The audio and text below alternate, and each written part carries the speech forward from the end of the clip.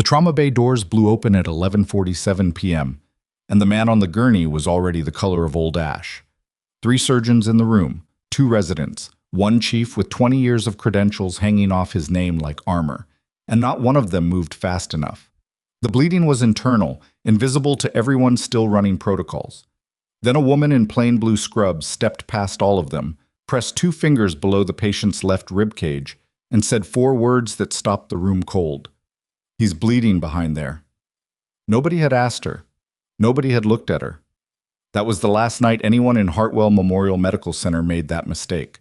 Before we go any further, if this is your first time here, hit that subscribe button right now.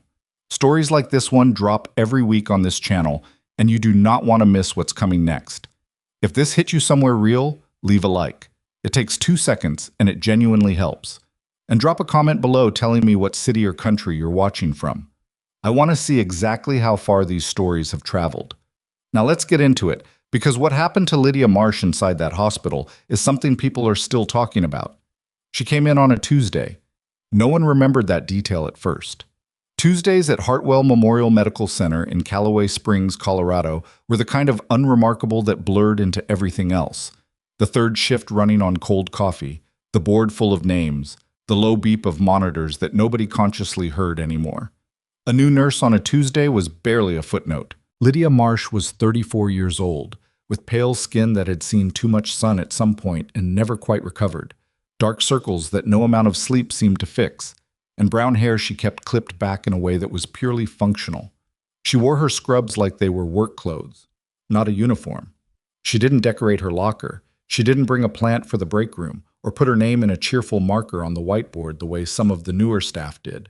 She clocked in, found the charge nurse station, and waited to be assigned. The charge nurse that morning was a woman named Sandra Briggs, who had worked Hartwell's ER for 11 years and had developed a very precise radar for people who were going to cause her problems.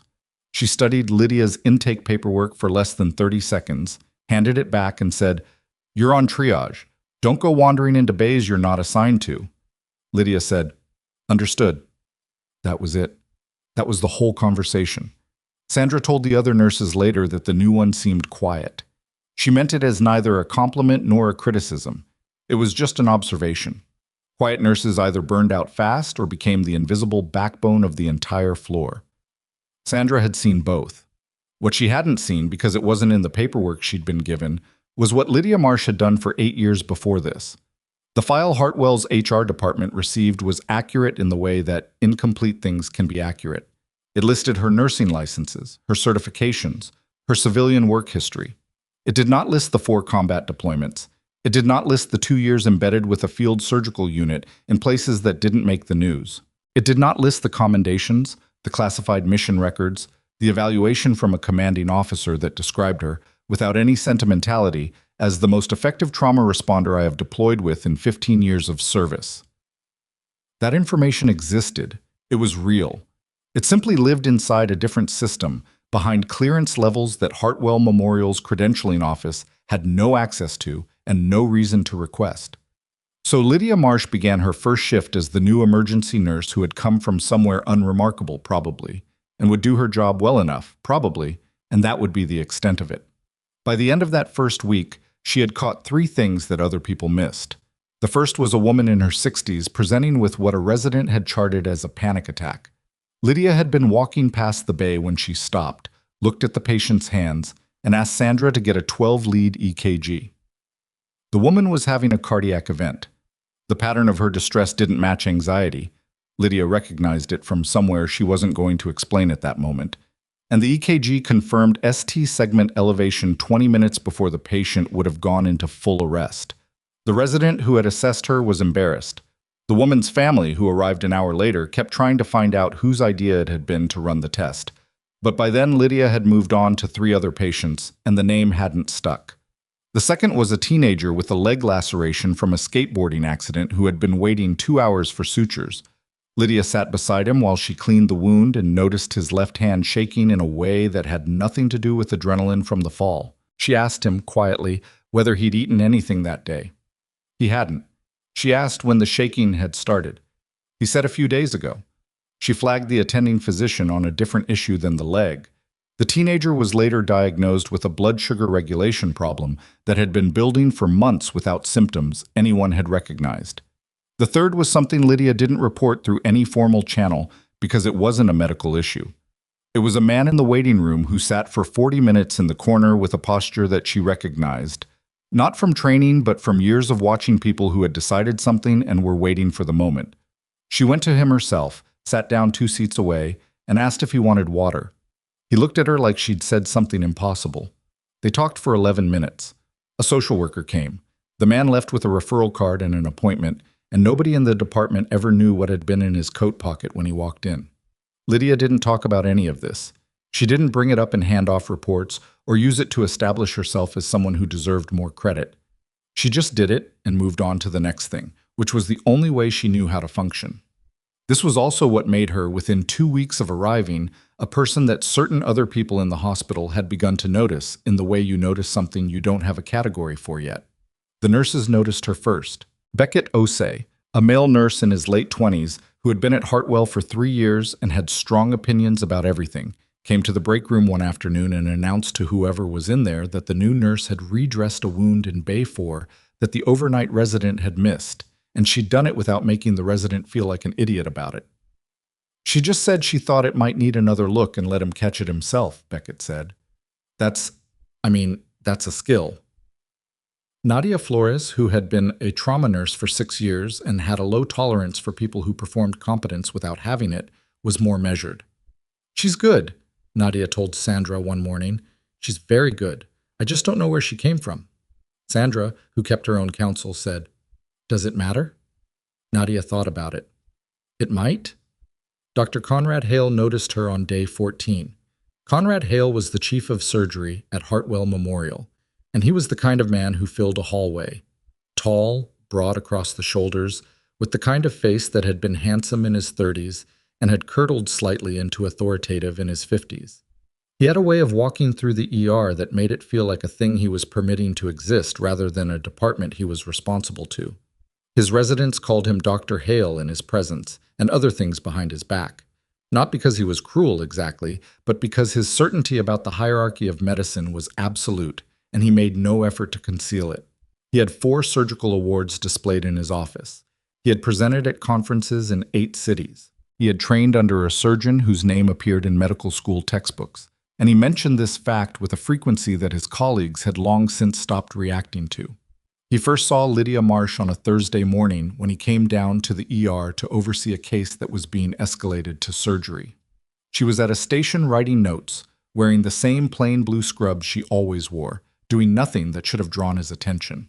What drew his attention was that the attending physician he was waiting for was standing 2 feet from her, and instead of giving the physician his chart update, the attending was asking Lydia a question, not deferring to her exactly, but asking. Like her answer mattered before the decision was made. Hale watched for a moment. Then he collected the chart himself and moved on. He asked Sandra about it later. "The nurse," he said, "the one with the brown hair. What's her background?" "Lydia Marsh," Sandra said. "She's on her 3rd week. Came from a smaller facility in," she checked the file, "Wyoming, before that." "What does her training say?" "Standard credentials. Nothing unusual." Hale made a sound that was not quite acknowledgement and moved on. But something had been noted, filed into the part of his mind where he kept track of things that didn't have a category yet. 3 days later, he had a category. The patient was a man in his early 50s who had come in with what his wife had described as sudden, severe back pain. He'd been assessed, given something for the pain, and parked in a bay while they waited for imaging. Lydia was not assigned to that bay. She was passing through the corridor when she stopped at the doorway, looked at the patient for a few seconds, and then turned around and found the attending. "The patient in Bay 11, she said, keeping her voice level. "His pressure's been dropping. I think the back pain is vascular." The attending gave her a look that was not quite dismissive, more like tolerant. "He's been est, Marsh." "I know," she said. "I think it needs another look." The attending went back to Bay 11 to satisfy the protocol. He reassessed the patient. He ordered an imaging study he hadn't initially ordered. The results came back 17 minutes later showing an aortic aneurysm that had begun to dissect. The man went to surgery. He survived. Hale heard about it from two different people before he went home that night. He heard it told as a near miss, as a luck story, as evidence that their protocol needed adjustment. He was the only person in the hospital who heard it and thought, that wasn't luck. That was pattern recognition. That was someone who has seen that before and survived the moment of knowing. He didn't say that to anyone. What he did was start paying closer attention. What he saw over the next week was consistent. Lydia Marsh was fast in a way that didn't look fast.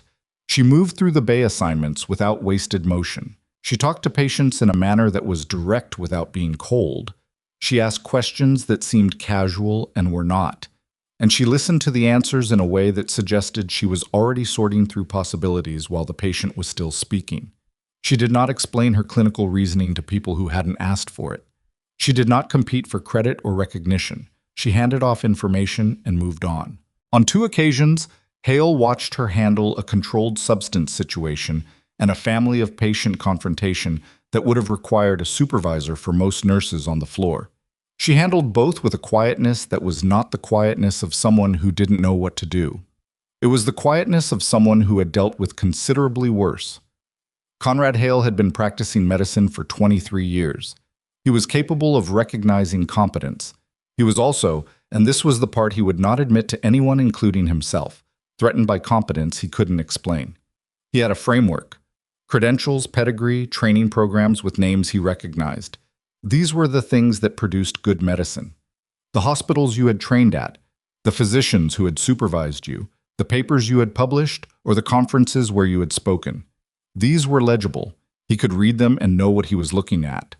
Lydia Marsh's file was not legible in that way, and she was producing outcomes that his framework didn't account for. He mentioned this to Dr. Simone Durant, who ran hospital administration and had a business-like intelligence that Hale respected while also finding it uncomfortable. "There's a nurse in the ER," he said. "Marsh, do you know her file?" "I reviewed it during onboarding," Simone said. "Standard qualifications." "She's performing above standard." Simone looked at him. "That's a problem?" "It's a discrepancy," he said. "Unexplained discrepancies need explanation." Simone gave him a measured look that he chose not to interpret. "I'll look into it," she said, in the tone of someone who was going to do exactly that, and also note that the conversation had happened. The night that changed everything came on a Saturday, 4 weeks after Lydia Marsh's first shift. The case had come up through surgery, a patient who had been stabilized in the ER and moved up to the floor, and who had then declined in a way the floor team hadn't caught fast enough. By the time the code was called, the patient was in serious trouble, and Hale was already in the hospital for a scheduled procedure and responded to the code himself. Lydia was not supposed to be on that floor. She had been on her way out. End of a 12-hour shift, her jacket over her arm, keys in her hand, when she heard the overhead announcement and changed direction without appearing to make a decision about it. She arrived at the room 40 seconds before Hale did. When he walked in, she was already at the patient's side, working through an assessment with a speed that was so practiced it looked like something other than what it was. The floor nurse was across the room pulling meds. A resident was at the door looking uncertain about which protocol to reach for first. "Tension pneumo, right side," Lydia said. It was not a question. She was not announcing it for the room. She was saying it to the resident who needed to move, and she was already reaching for the decompression needle from the crash cart. Hale stopped moving. The resident looked at him, looked back at Lydia. "She's a nurse," Hale said. His voice was very controlled. "She doesn't perform that procedure." Lydia looked at him once. Just once. The patient's oxygen saturation was dropping in real time on the monitor behind her. "Then you need to step in right now," she said. Not angry, just precise. "Because there's about 90 seconds. There was a moment in that room that lasted longer than 90 seconds in the way some moments do. Every person in it would remember it differently. The floor nurse would remember Hale's face. The resident would remember the monitor. Lydia would remember the patient's color. Hale stepped to the patient and performed the needle decompression. The patient stabilized. Nobody spoke for a moment after the crisis broke. Then the room started moving again, people logging, calling, doing the things that came after. And Hale turned from the patient and looked at Lydia, who was already removing her gloves. "You're a nurse," he said again. Different inflection this time, harder. "Yes," she said. You do not call procedures in my hospital. She met his eyes. I called what I saw. That's not your role. What would my role have been? She asked. Not combatively, like she actually wanted him to answer it. Stand back and watch the saturation drop? Hale held the look for a moment. The resident and the floor nurse were both very focused on whatever was in front of them, in the particular way people focus on things when they're actually listening to something else. I'll be reviewing your conduct with administration, Hale said. Lydia nodded. Okay. She walked out of the room. Hale stood beside the stabilized patient, in the room that now smelled like a crisis that had been barely averted, and the thing that he would not say out loud, not then, not later, not to anyone, was that she had been right. She had been right about the diagnosis, right about the timeline, right about what 90 seconds meant. And he was going to file a complaint against her anyway.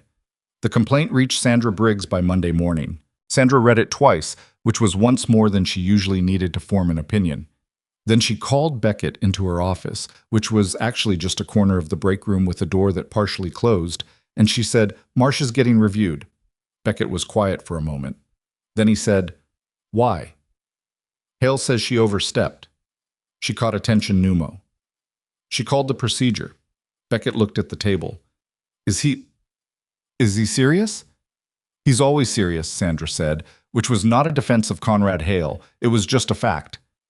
Nadia heard through Beckett and didn't say anything for several minutes. Then she said, If he goes after her for that, he's not worried about protocol. He's worried about something else. Nobody had a good answer for what that something else was. Lydia came in Tuesday, same time, same plain blue scrubs. She did not ask about the complaint. She didn't ask Sandra what was happening or talk to Beckett about how she was feeling or do any of the things that people did when they were anxious and looking for information. She worked her shift. On Wednesday afternoon, Sandra called her into the partial door break room and said, There's going to be a formal review. Hale has requested an inquiry into your credentials and whether your conduct last Saturday fell outside your scope of practice. Lydia listened to all of it. Sandra watched her face for what the information was doing and found very little to read. Okay, Lydia said. That's it? Okay. What else should I say? Sandra exhaled. I'm going to tell you what I told Hale, which is that you caught something real and the patient is alive. But that is not necessarily how this goes. Do you understand what I mean? I understand, Lydia said. Is there anything in your background, anything that would make the credential review complicated? A pause. Small. The kind you only noticed if you were already watching for it. There are parts of my work history that aren't in the file HR received, Lydia said carefully. Sandra waited. I'd have to authorize the release of those records myself, Lydia said, and I'm not sure that's the right move right now. Sandra looked at her for a long moment. You're going to have to give me something here, Marsh, because if Hale opens that file and it looks thin, he will use it. The file isn't thin, Lydia said. It's restricted. The words sat in the room between them. Sandra said nothing for a moment. Then, what kind of restricted? Lydia's expression didn't change, but something around her eyes did. A slight pull, like the question had touched something that lived very close to the surface and required some care to keep there. Military, she said. The formal inquiry was scheduled for Friday. Hale used the intervening 2 days efficiently. He pulled the file Sandra had submitted, reviewed it, and found exactly what he'd expected to find. A clean but unremarkable civilian record from a smaller facility, standard credentials, nothing that explained what he'd witnessed in that room on Saturday night.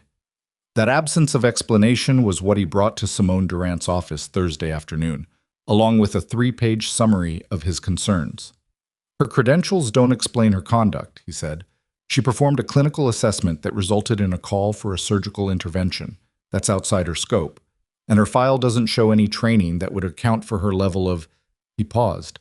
The word he almost used was confidence. He chose another one. Familiarity with that level of procedure. Simone looked at the summary. She didn't perform the procedure. She identified it and directed me to respond in a specific time frame. And the patient lived. The patient is not the point, he said, and heard immediately how that sounded, and added, the point is scope of practice. The point is chain of authority. If we allow a nurse with an unexplained background to override surgical judgment in this hospital, we have a problem.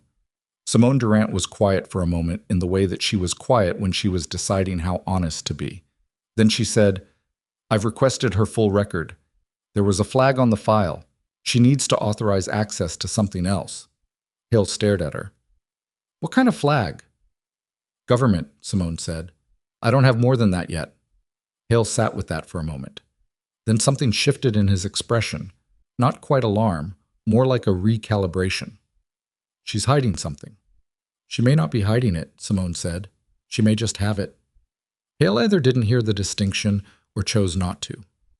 "I want the inquiry to proceed Friday as scheduled," he said. "Whatever is in that file, if she won't release it, that absence is itself a credentialing problem." He left Simone's office with the 3-page summary tucked under his arm, and the quiet conviction of a man who had turned a correct instinct that something about Lydia Marsh was unexplained into a conclusion that had very little to do with the thing he was actually afraid of. Friday morning came in gray and cold, which was typical for Callaway Springs in the early weeks of fall. Lydia arrived at the hospital 20 minutes before her shift, which she did every day. She went to her locker, hung her jacket, and sat on the bench for a moment with her hands open in her lap. Not praying, not meditating, just pausing. It was a habit she'd developed a long time ago in places where the moment before something began was the last quiet thing you had. Beckett found her on the floor at 8:15 and said quietly, "The inquiry's set for 10. They're pulling your full file." "I know," she said. "Is there going to be a problem?" She looked at the bay in front of her, where a patient was just being brought in. Elderly woman, color not right, daughter, beside the gurney with that particular expression of someone who had been scared for long enough that it had become a posture. "There's always a problem," Lydia said, and walked toward the bay. The inquiry that morning was not what finished it. What finished it was a code that came in at 9:48, 12 minutes before the inquiry was scheduled to begin. A man was brought in by ambulance, mid-40s, construction worker, had been on a site 4 blocks away when something failed. The details came in fragmented: a fall, a structural element, possible internal trauma. They hadn't been able to get a full picture at the scene because he'd been partially buried for 11 minutes before the crew could reach him. He arrived gray. He arrived with a pressure that was already telling a story nobody wanted to hear. And he arrived looking, to Lydia Marsh, like something she had seen in exactly 3 other places in her life, all of which were outside the country, and all of which were in circumstances she had never described to anyone who hadn't been there. She was already at the bay entrance when the gurney cleared the doors. The attending on that bay was a physician named Dr. Reeves, competent, mid-30s, who had seen serious trauma before, but not this. Not the specific configuration of compressed injury and vascular compromise and the kind of internal architecture that a certain type of force created in a certain type of body. Lydia looked at the patient for 4 seconds. "He's got a hepatic laceration and he's bleeding into the retroperitoneum," she said. "Pressure's going to drop in the next 3 minutes and then you won't be able to catch it." Reeves looked at her. "You can't know that from a visual." "He was buried," she said, moving to the patient's side. "Blunt compression at that angle with that duration. The presentation is the same as blast proximity. I've seen it." The monitor alarmed. The pressure dropped. Reeves moved. The next 40 minutes were controlled chaos. The kind that, from outside the bay, would have looked like the machine working the way it was supposed to work. From inside the bay, it was Lydia Marsh and Dr. Reeves running a trauma stabilization that Reeves would later describe to 2 different people as the most precise emergency intervention he had seen in his career, performed by someone who shouldn't, on paper, have known how to do it. The patient didn't die. He was in surgery within an hour, and the surgical team found exactly what Lydia had said they would find. At 10:47, 47 minutes after the inquiry was scheduled to begin, while Conrad Hale was sitting in a conference room with Simone Durant and a hospital attorney waiting for a nurse who had not arrived because she was keeping a man alive, Simone's phone buzzed with a message from the ER charge desk. She read it. Then she read it again. She looked up at Conrad Hale, who was in the middle of a sentence about scope of practice, and said, "We need to pause." Hale stopped. "The inquiry, Marsh is in the ER," Simone said. "She just stabilized a crushed trauma with a retroperitoneal bleed. Reeves is calling it a save." The room was quiet. Hale said carefully, "She's supposed to be in here." Simone looked at him. "She was supposed to be in here," he said again, and heard the sentence for what it was this time. Simone set her phone on the table. The hospital attorney looked at the ceiling in the particular way that attorneys looked at ceilings when they were calculating.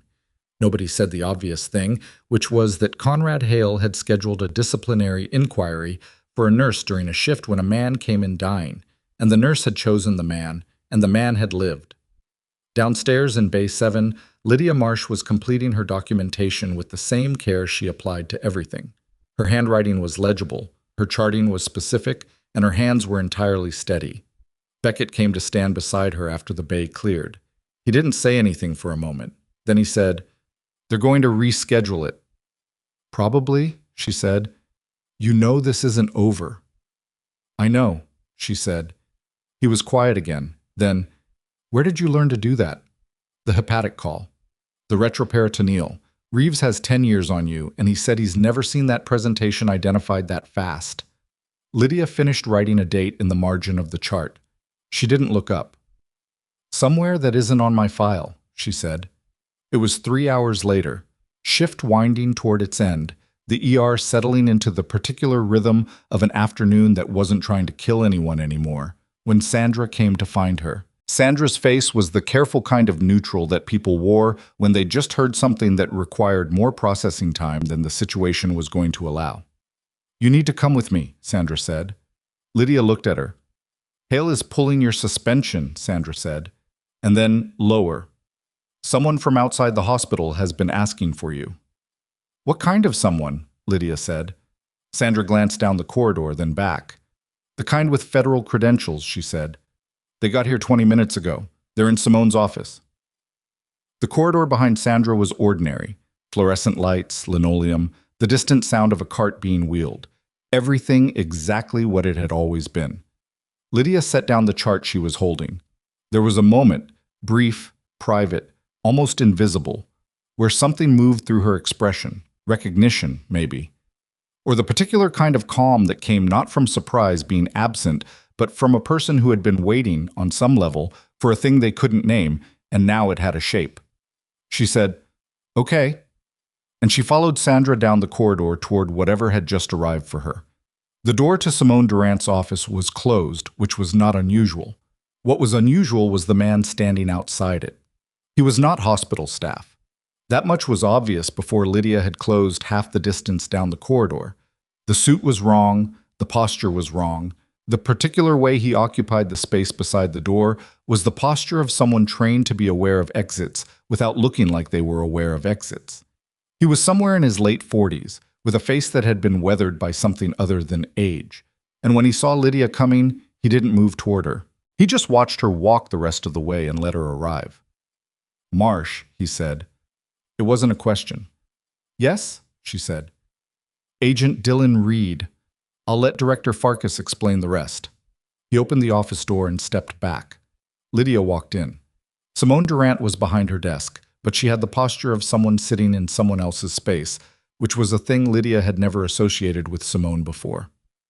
Across from the desk, in the chair normally reserved for people being told difficult things about their employment, sat a woman in her early 60s with gray-streaked hair cut practical and short, wearing civilian clothes that fit with the same deliberateness that a uniform fit. She looked up when Lydia entered, and her expression was the expression of someone identifying something they had been looking for. "Sit down," the woman said. Not unkind, just efficient. Lydia sat. "I'm Patricia Farkas," the woman said. "Defense Intelligence. I'm going to tell you why we're here, and then I'm going to ask you some questions, and I'd like you to answer them without thinking about how much you're obligated to share. We already know most of it." Simone Durant was very still behind her desk. "We've been tracking an operation that intersects with work you were involved in during your third deployment," Farkas said. "Specifically, a trauma response you performed in Kandahar province in 2017 on a field operative whose identity was classified. That operative is currently active, and there's a situation developing that has implications for a network of people connected to that mission." Lydia looked at her steadily. "I signed a non-disclosure on that operation." "You did," Farkas said. "This conversation doesn't violate it. I have the authorization right here if you want to see it." She placed a document on the desk between them, turned to face outward. Lydia looked at it long enough to read the relevant sections. Then she said, "What's the situation?" Not here, Farkas said. And not yet. Right now I need to know your current status at this facility and whether there are any active legal or administrative proceedings against you. Both women looked at Simone.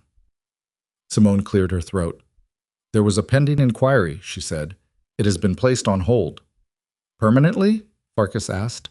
A pause. I would need to review the circumstances, Simone said carefully. Farkas looked at Lydia. Is there anything else I should know about your situation here? Lydia thought about Conrad Hale, about the 3-page summary, about the 47-minute window in which he had sat in a conference room waiting to end her career while she kept a man alive. I've had some friction with the chief of surgery, she said. He's been attempting to have my credentials questioned. On what grounds? That my file doesn't explain what he's observed. Farkas was quiet for a moment. That's accurate, she said, and something in the way she said it was almost, not quite humor, but something adjacent to it. Your file doesn't explain what he's observed. That's by design. Simone Durant absorbed this slowly. Farkas stood. I'll need to come back tomorrow with more detail. In the meantime, I need you to continue your normal duties here and not discuss this meeting. What do I tell Hale? Simone asked. Farkas looked at her with the patience of someone who had answered a version of this question many times. Tell him the inquiry is on hold pending a federal review of Miss Marsh's background clearance. That's accurate and it's sufficient. She picked up the document from the desk, tucked it into a folder, and gave Lydia one more look, the kind that was taking stock, cataloging, deciding something. You did good work in that bathe this morning, she said. Reeves filed an incident report. It came to our attention faster than you'd expect. She moved toward the door, then stopped. Don't let them push you out of here before I come back. Whatever Hale tries to do tomorrow, hold your ground. Then she and Reed were gone, and the office was just an office again, and Simone Durant was looking at Lydia Marsh with an expression that contained several things at once, the clearest of which was that she was deeply rethinking the last 6 weeks. Lydia stood. I should finish my charting, she said. Marsh, Simone's voice stopped her at the door. The inquiry, I want you to know that I wasn't convinced that Hale was right. I want that on record. Lydia turned, looked at her. But you let it move forward. Simone didn't answer, which was its own answer. Lydia left. The rest of the afternoon was ordinary, which was its own kind of hard. The ER had the particular post-crisis energy of a place that had burned hot and was now cooling, people doing their jobs with the slight looseness that came after adrenaline finished its work. Beckett was documenting at the station when Lydia came back to the floor, and he looked up with the question he didn't ask out loud. I'm fine, she said, which was not quite true and not quite untrue. Long day. They reschedule the inquiry? It's on hold. He studied her. That's either very good or very strange. Strange. Probably both, she said, and pulled a chart.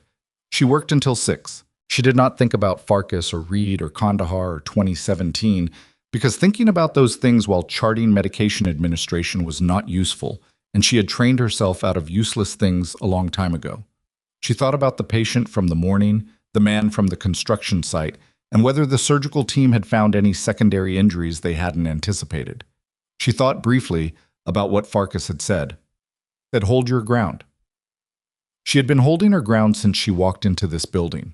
It was starting to feel less like a strategy and more like the only gear she had. Conrad Hale found out about the federal visit at 5:30 p.m., which was 2.5 hours after it happened, which meant Simone had held it for 2.5 hours before deciding he needed to know. He did not take that calculation well. He called Simone's office from the surgical floor and got her assistant, who told him she was unavailable. He called her cell and got voicemail. He walked to her office himself and found the door open and the room empty and a post-it on the desk that said meeting until 7. We'll call in the morning. He stood in the empty office for a moment.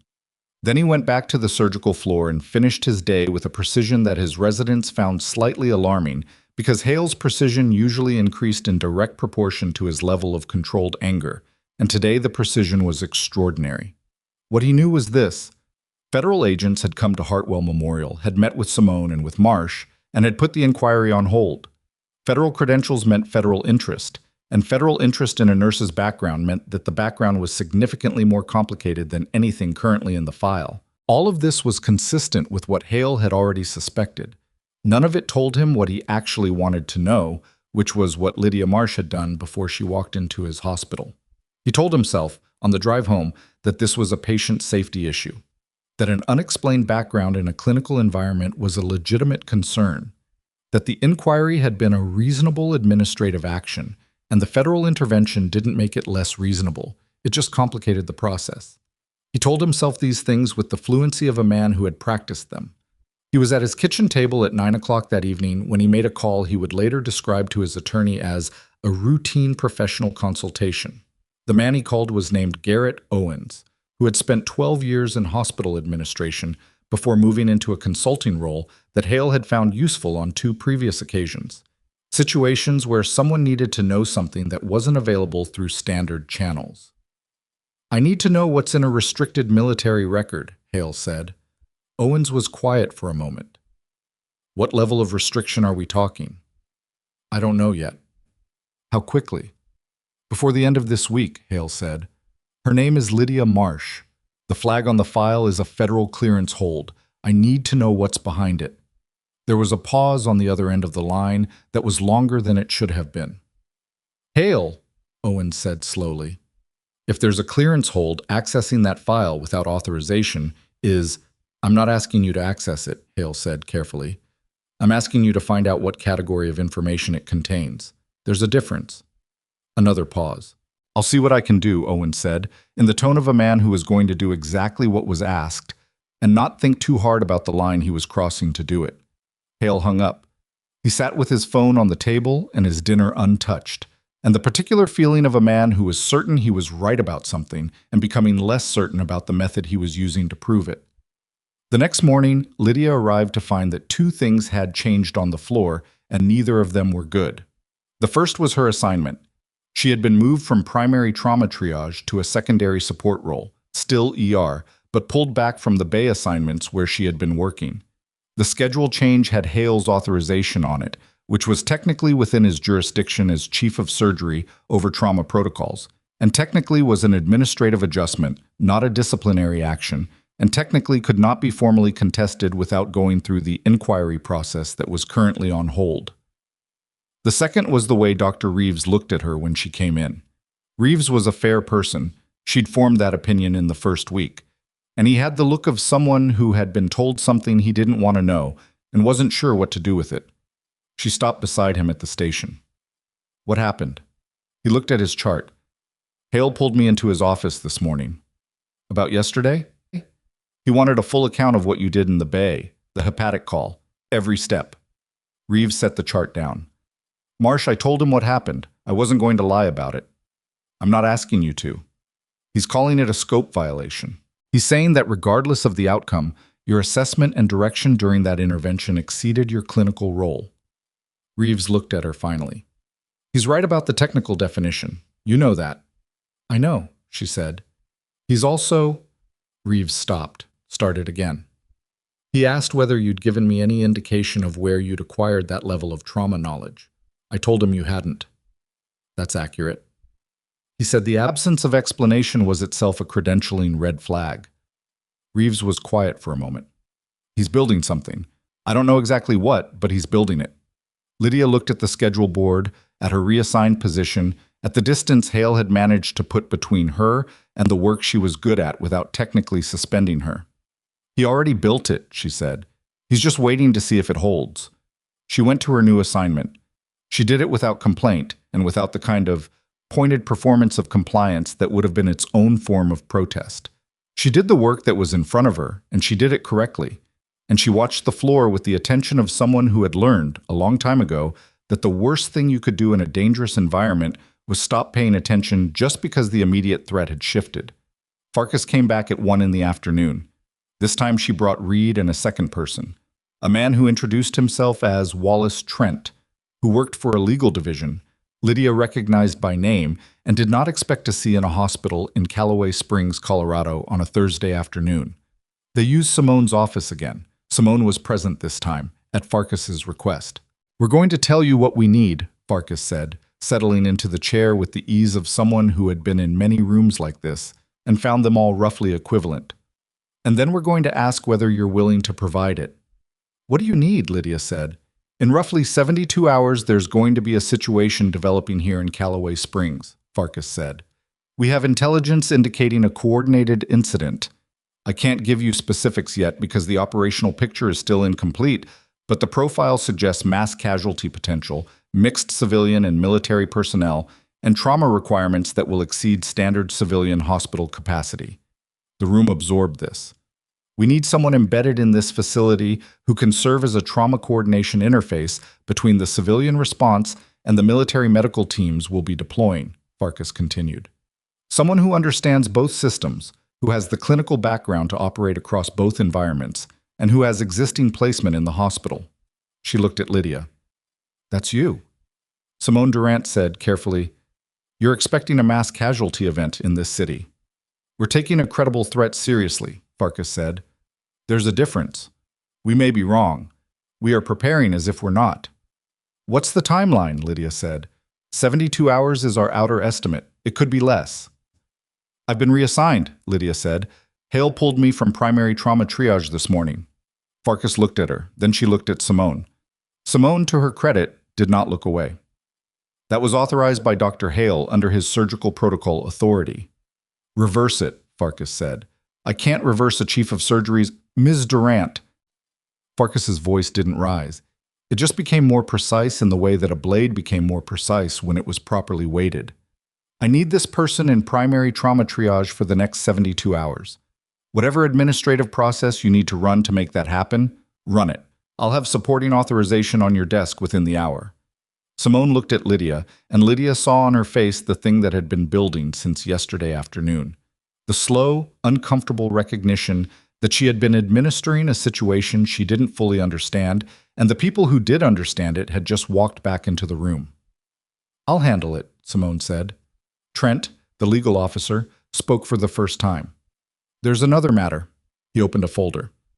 There's currently an active administrative inquiry into Ms. Marsh's credentials and conduct, initiated by Dr. Conrad Hale.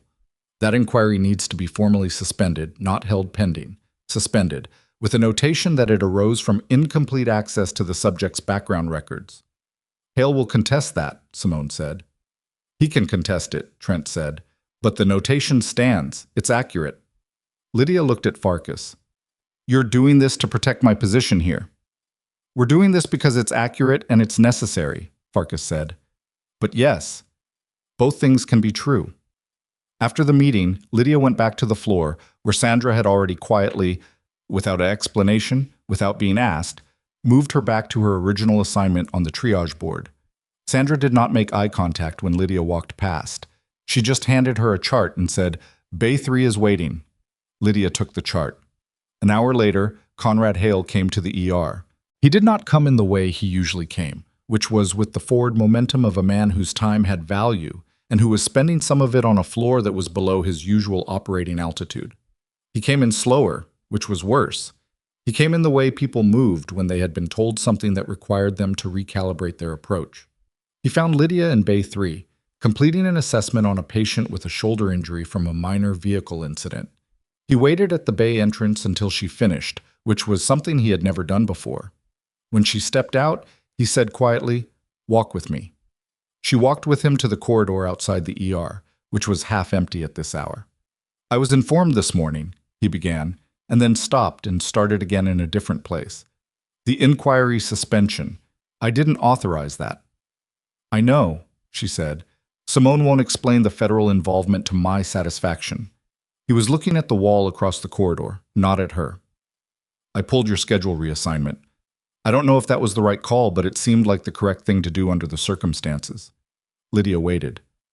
"I'm going to be straight with you," he said, and turned to look at her. His face had the particular tension of a man who was doing something his body was not accustomed to, which was admitting uncertainty. "I don't know what's in your file. I don't know what those people want or why they're here. What I do know is that the things I've watched you do in this hospital are things I can't explain from the paperwork I have." He paused.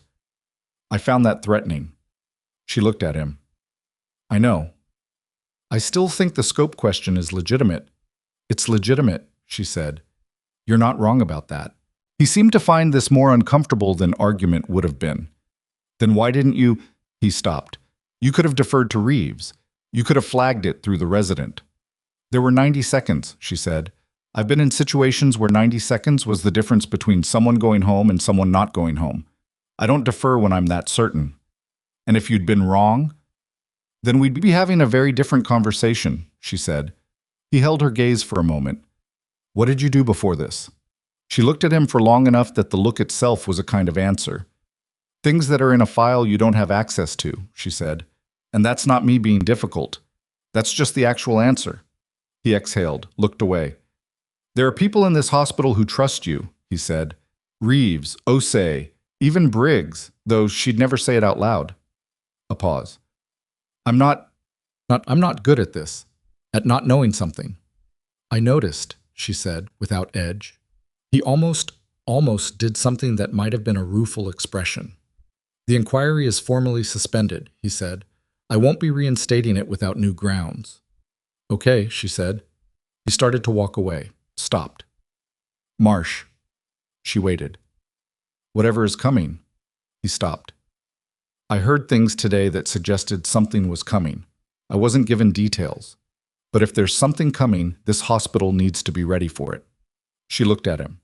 He was watching her face carefully, and she understood that he was telling her, in the way that men like him told things, that he was done fighting the thing he didn't understand and had decided, not entirely comfortably, to be on the same side of whatever was arriving.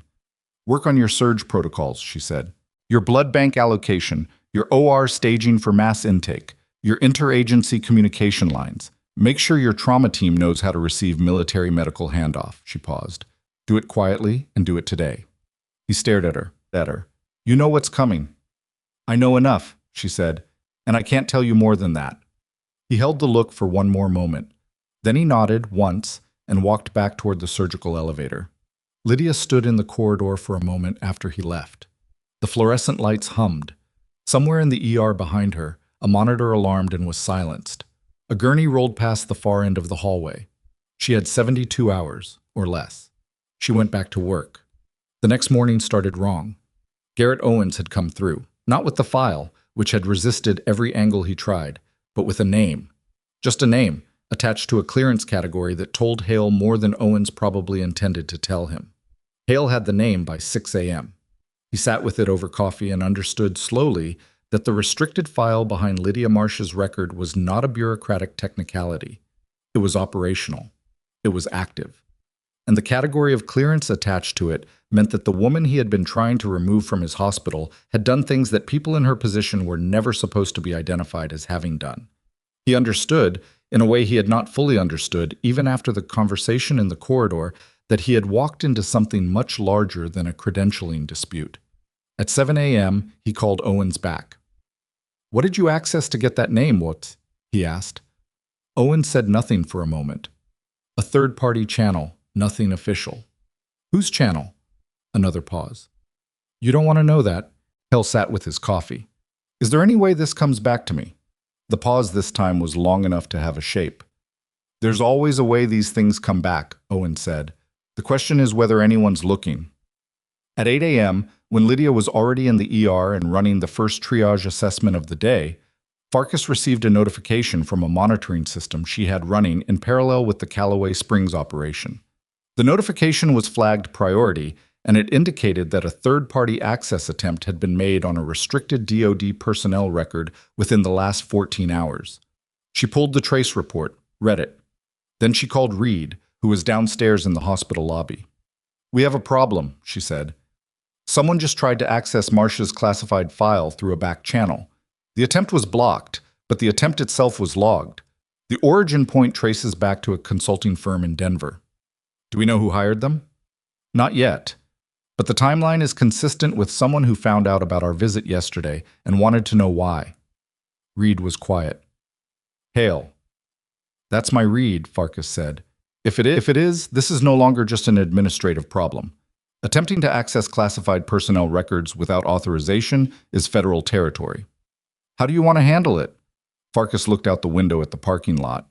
The sky over Callaway Springs was the particular blue of altitude in autumn, completely indifferent to everything happening below it. Don't tell Marsh yet, she said. She's got enough to carry right now, but get the trace to Trent. I want it documented. And Hale? Farkas thought about it, about the timing, about the 72 hours, and the thing that was moving toward this city, and the one person in Hartwell Memorial Medical Center who needed to be fully present and unencumbered when it arrived. Hale doesn't know we know, she said. Let's keep it that way for now. She hung up. In the ER, Lydia was telling a man in his 40s with a suspected cardiac event that she needed him to stop arguing with her about whether he needed the EKG and just let her put the leads on. The man was protesting that he was fine, that he just had a bad night's sleep, that he had a meeting in 40 minutes he couldn't miss. You can miss the meeting, Lydia said, with the flat certainty of someone who had seen what happened to people who didn't miss the meeting. You cannot miss the next 5 minutes. The man stared at her. Something in her face, the steadiness of it, the complete absence of the deference he expected from nurses, made him stop arguing. He let her put the leads on. It was not a cardiac event. It was severe stress response with some autonomic involvement.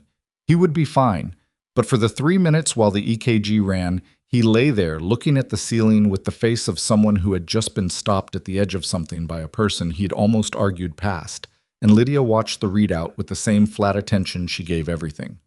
Beckett appeared beside her when the man was handed off to a physician. You seen the news this morning? She hadn't. What? There's a report out of Denver, some kind of security situation downtown. They're not giving details, but the coverage is… He stopped. It feels like something. Lydia looked at him. What time did the report come in? Around 6. Why?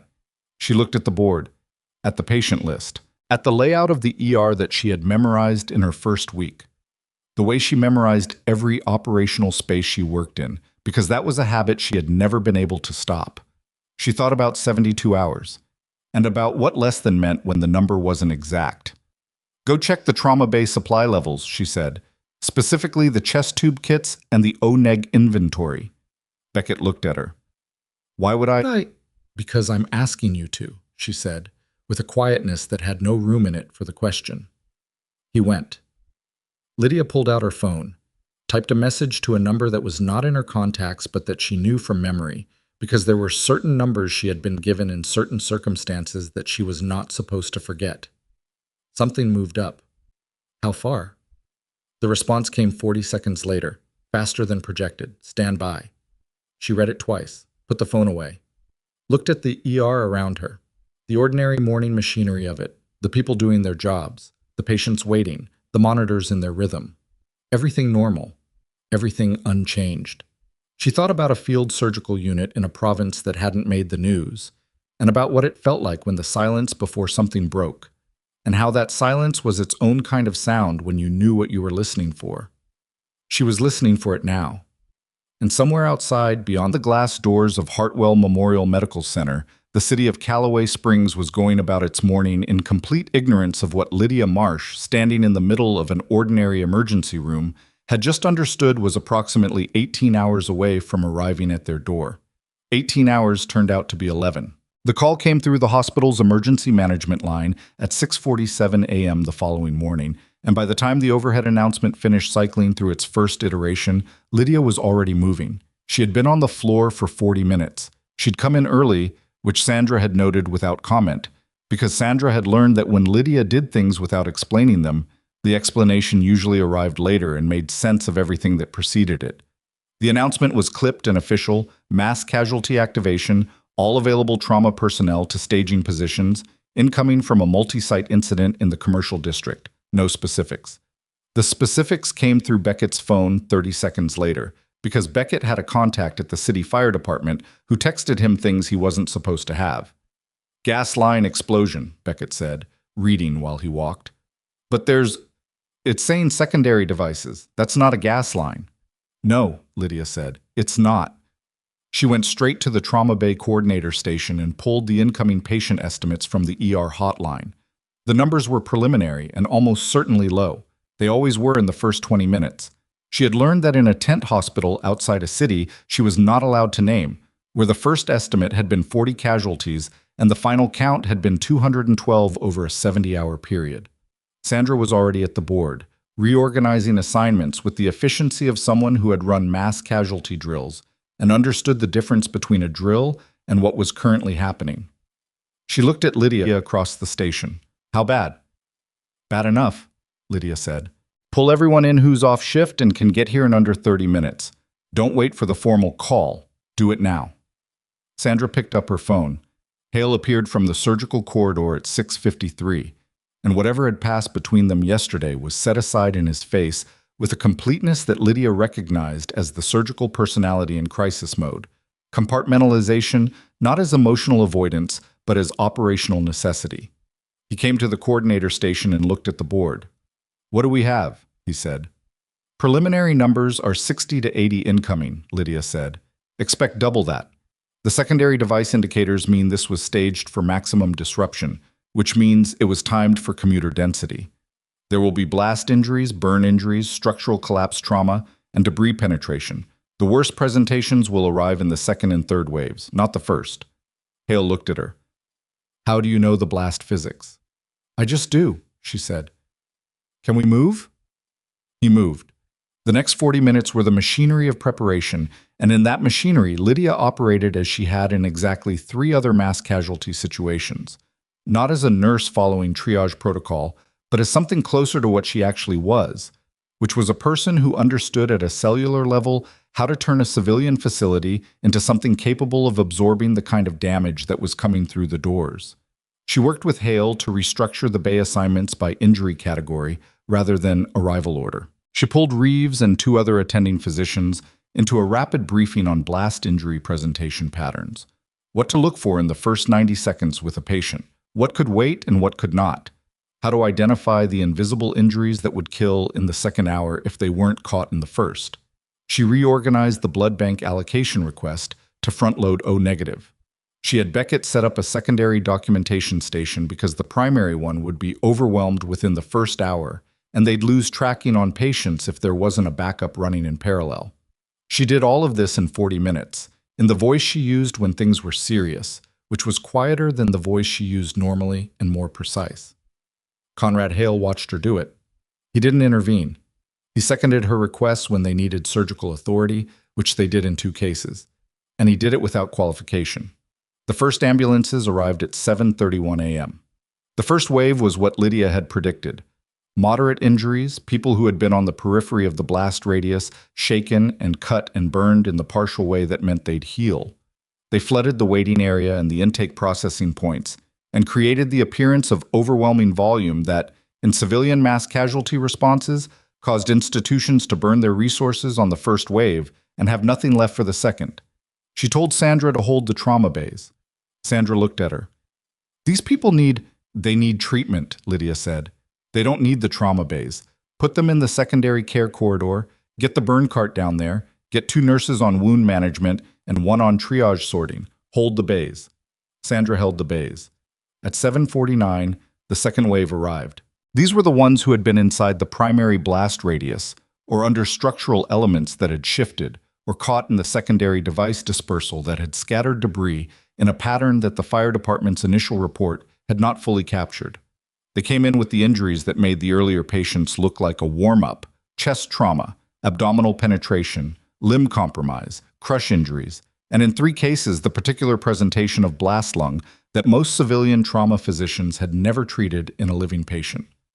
Bay 1, Bay 3, Bay 5, Bay 2.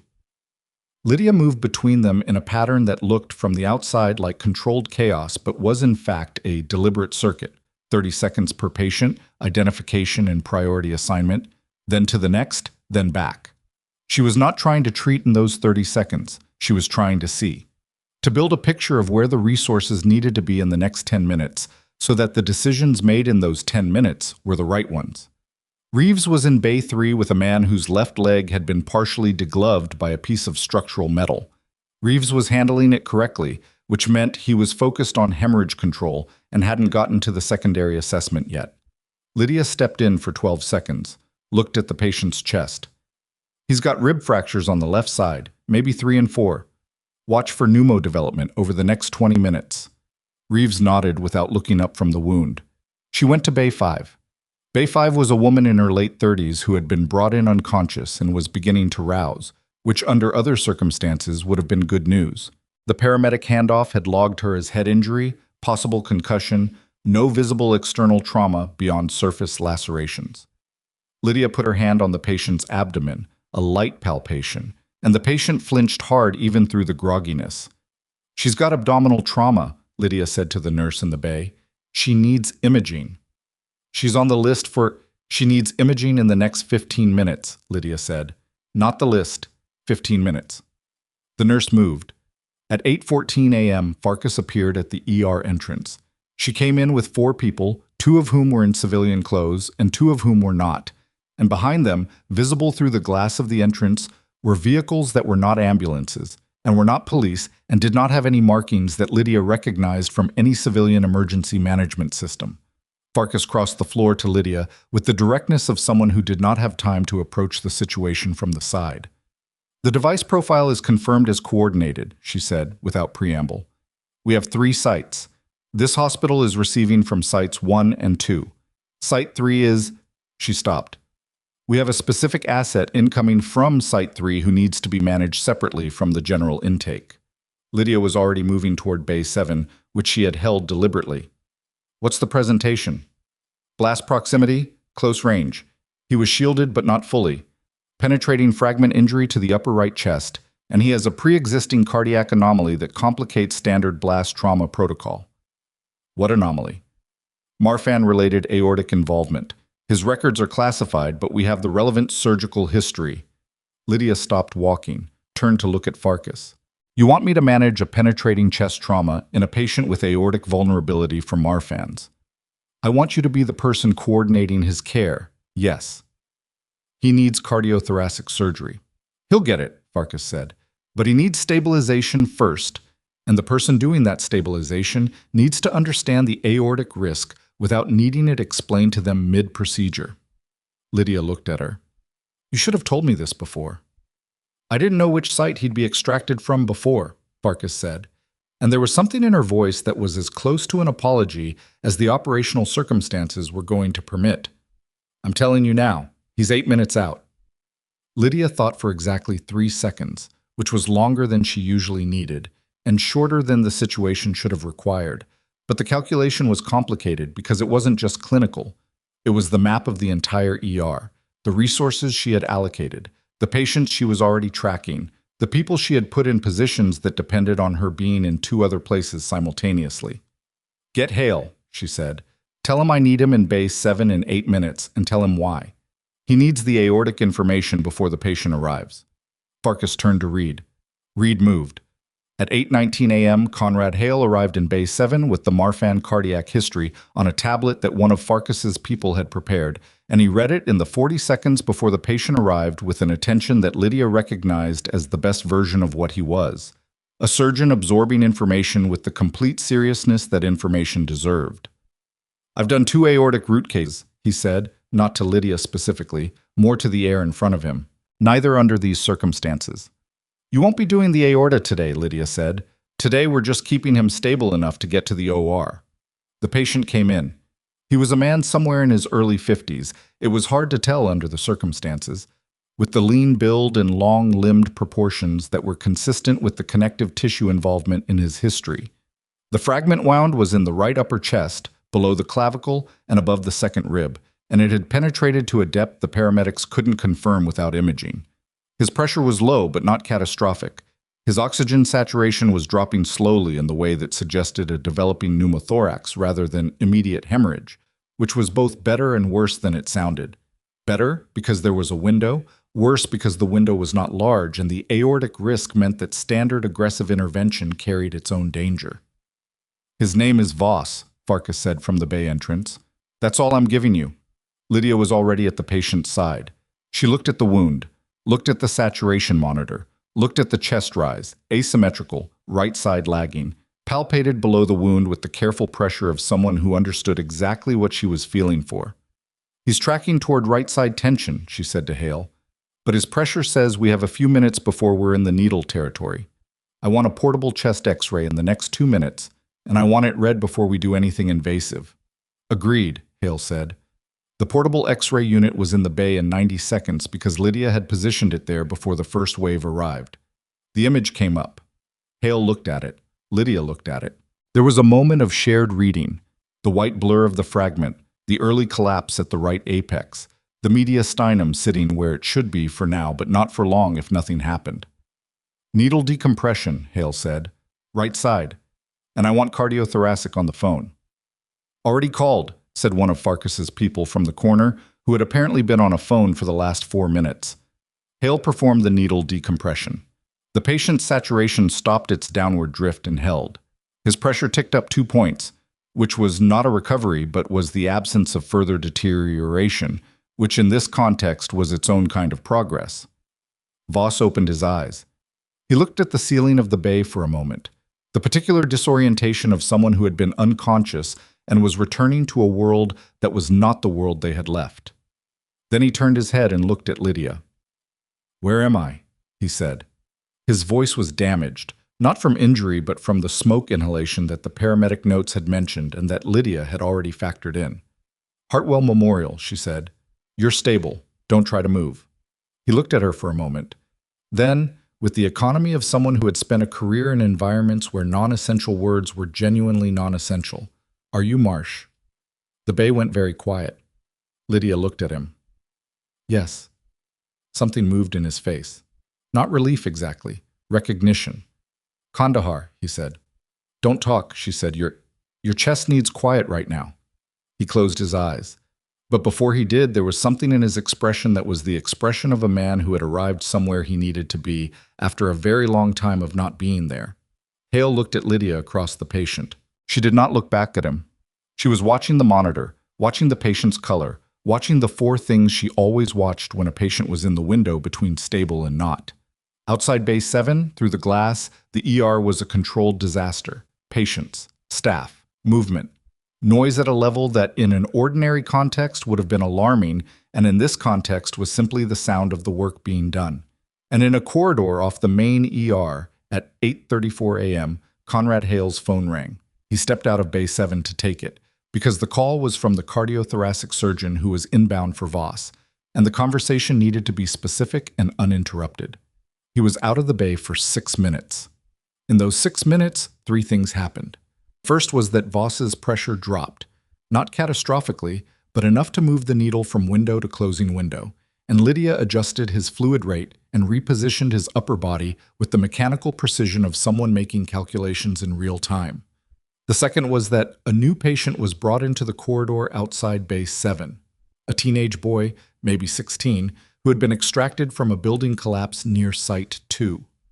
The paramedics were flagging him as stable, but the boy was gray in a way that was not consistent with stable, and the nurse who received him in the corridor did not have the background to read the particular kind of gray that Lydia, from inside the bay, could see through the glass.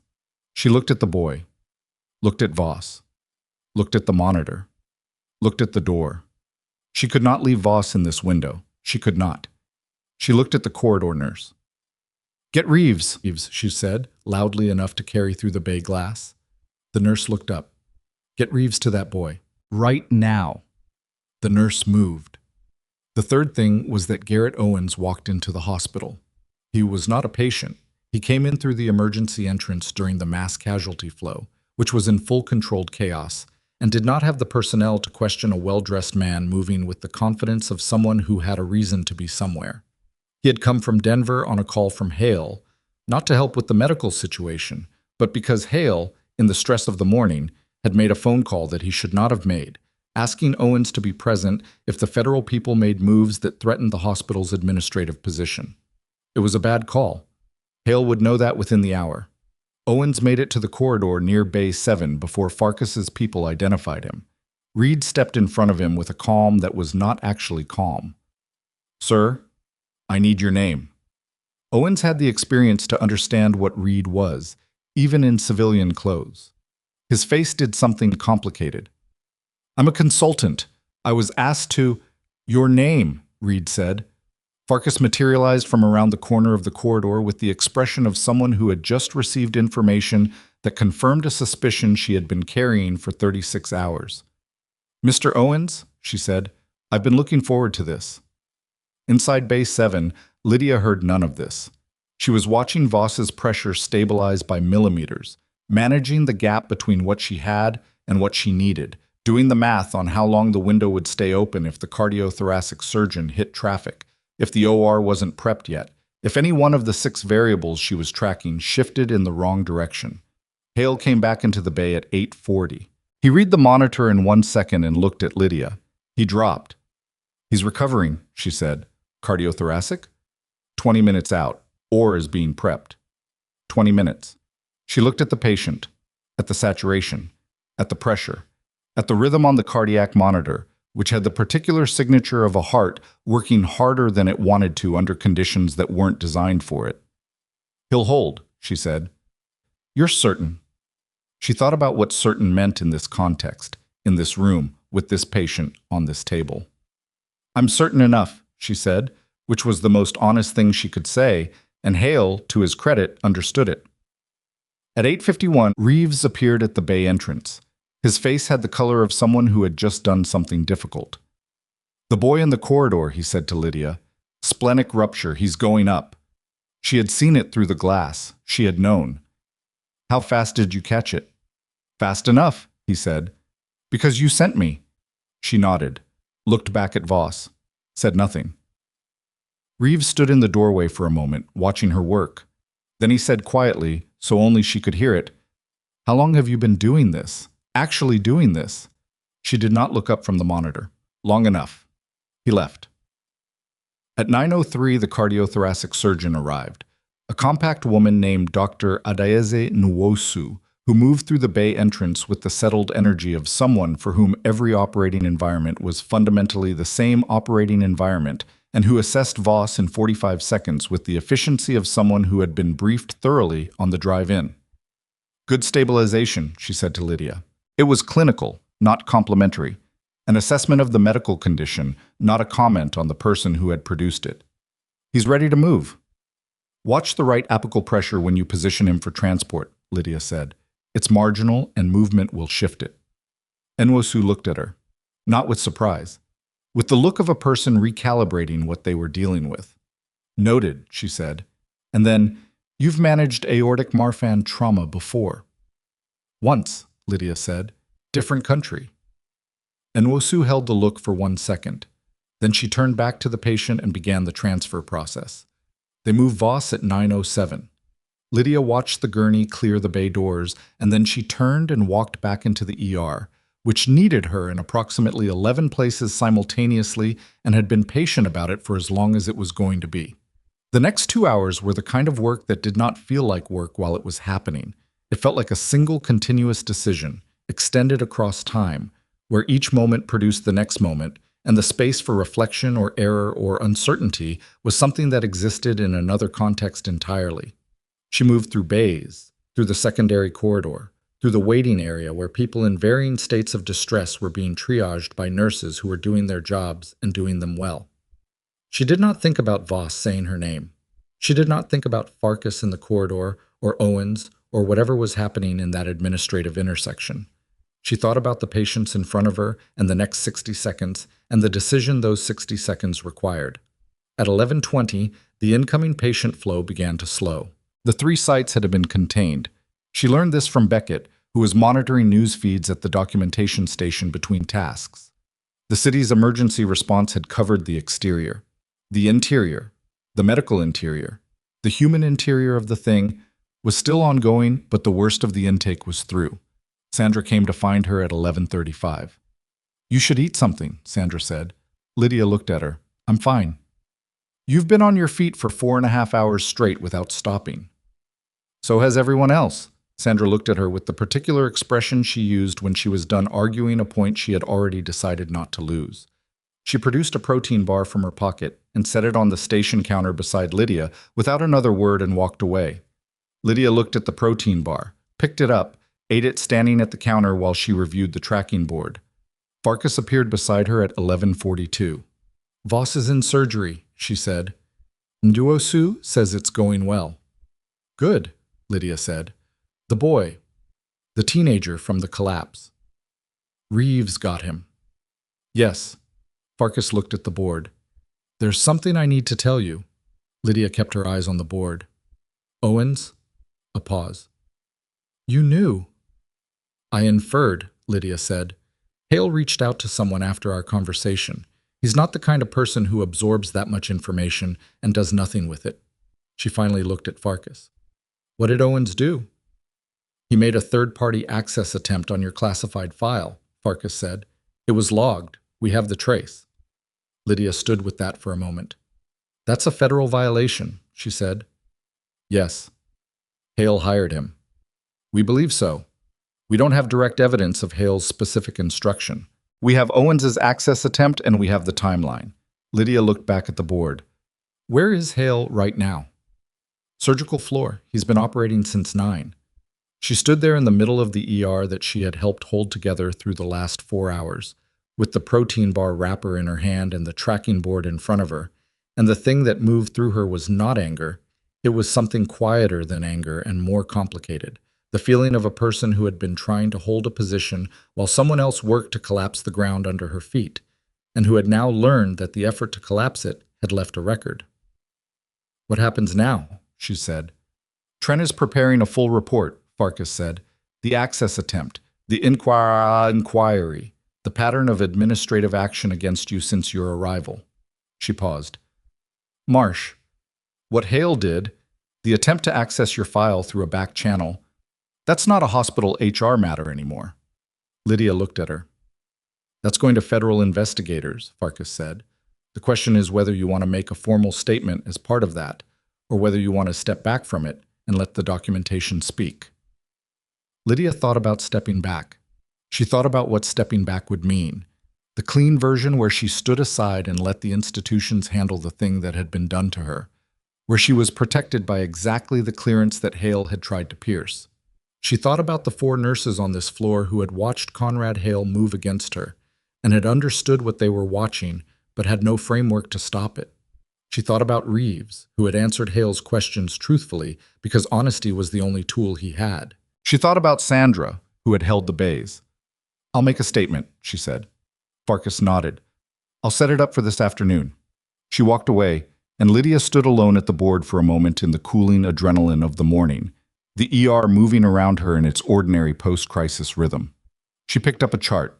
She went back to work. At 2:15 p.m., Hale came down from the surgical floor. He came into the ER with the look of a man who had been in the OR for 5 hours and had emerged to find that the world had changed while he was inside it.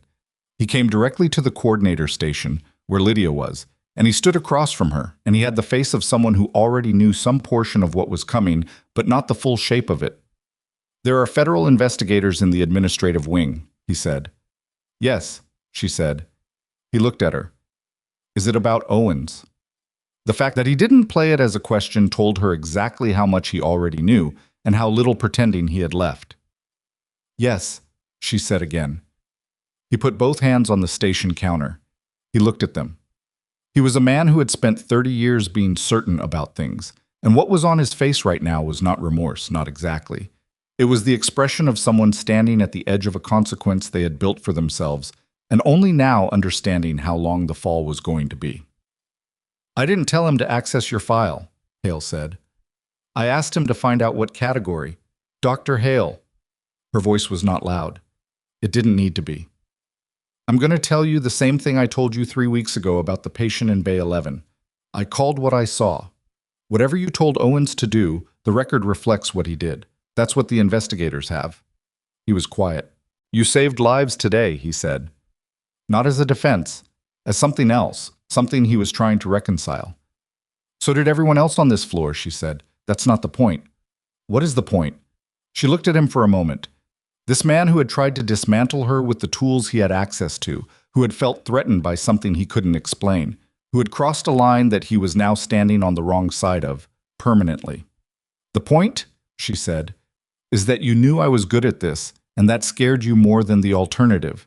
So you went looking for a reason to make the file match the story you'd already decided about me.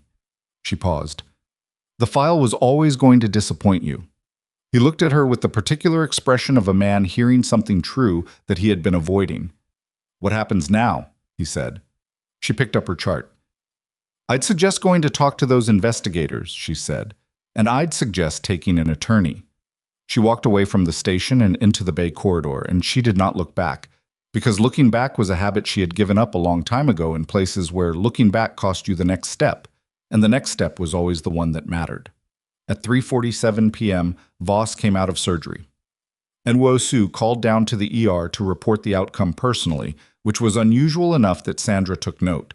The call was brief. The surgery had been successful. The fragment had been removed without aortic involvement. Voss was stable and would be moved to a secure recovery environment within the hour. Sandra relayed this to Lydia, who was finishing documentation at the station.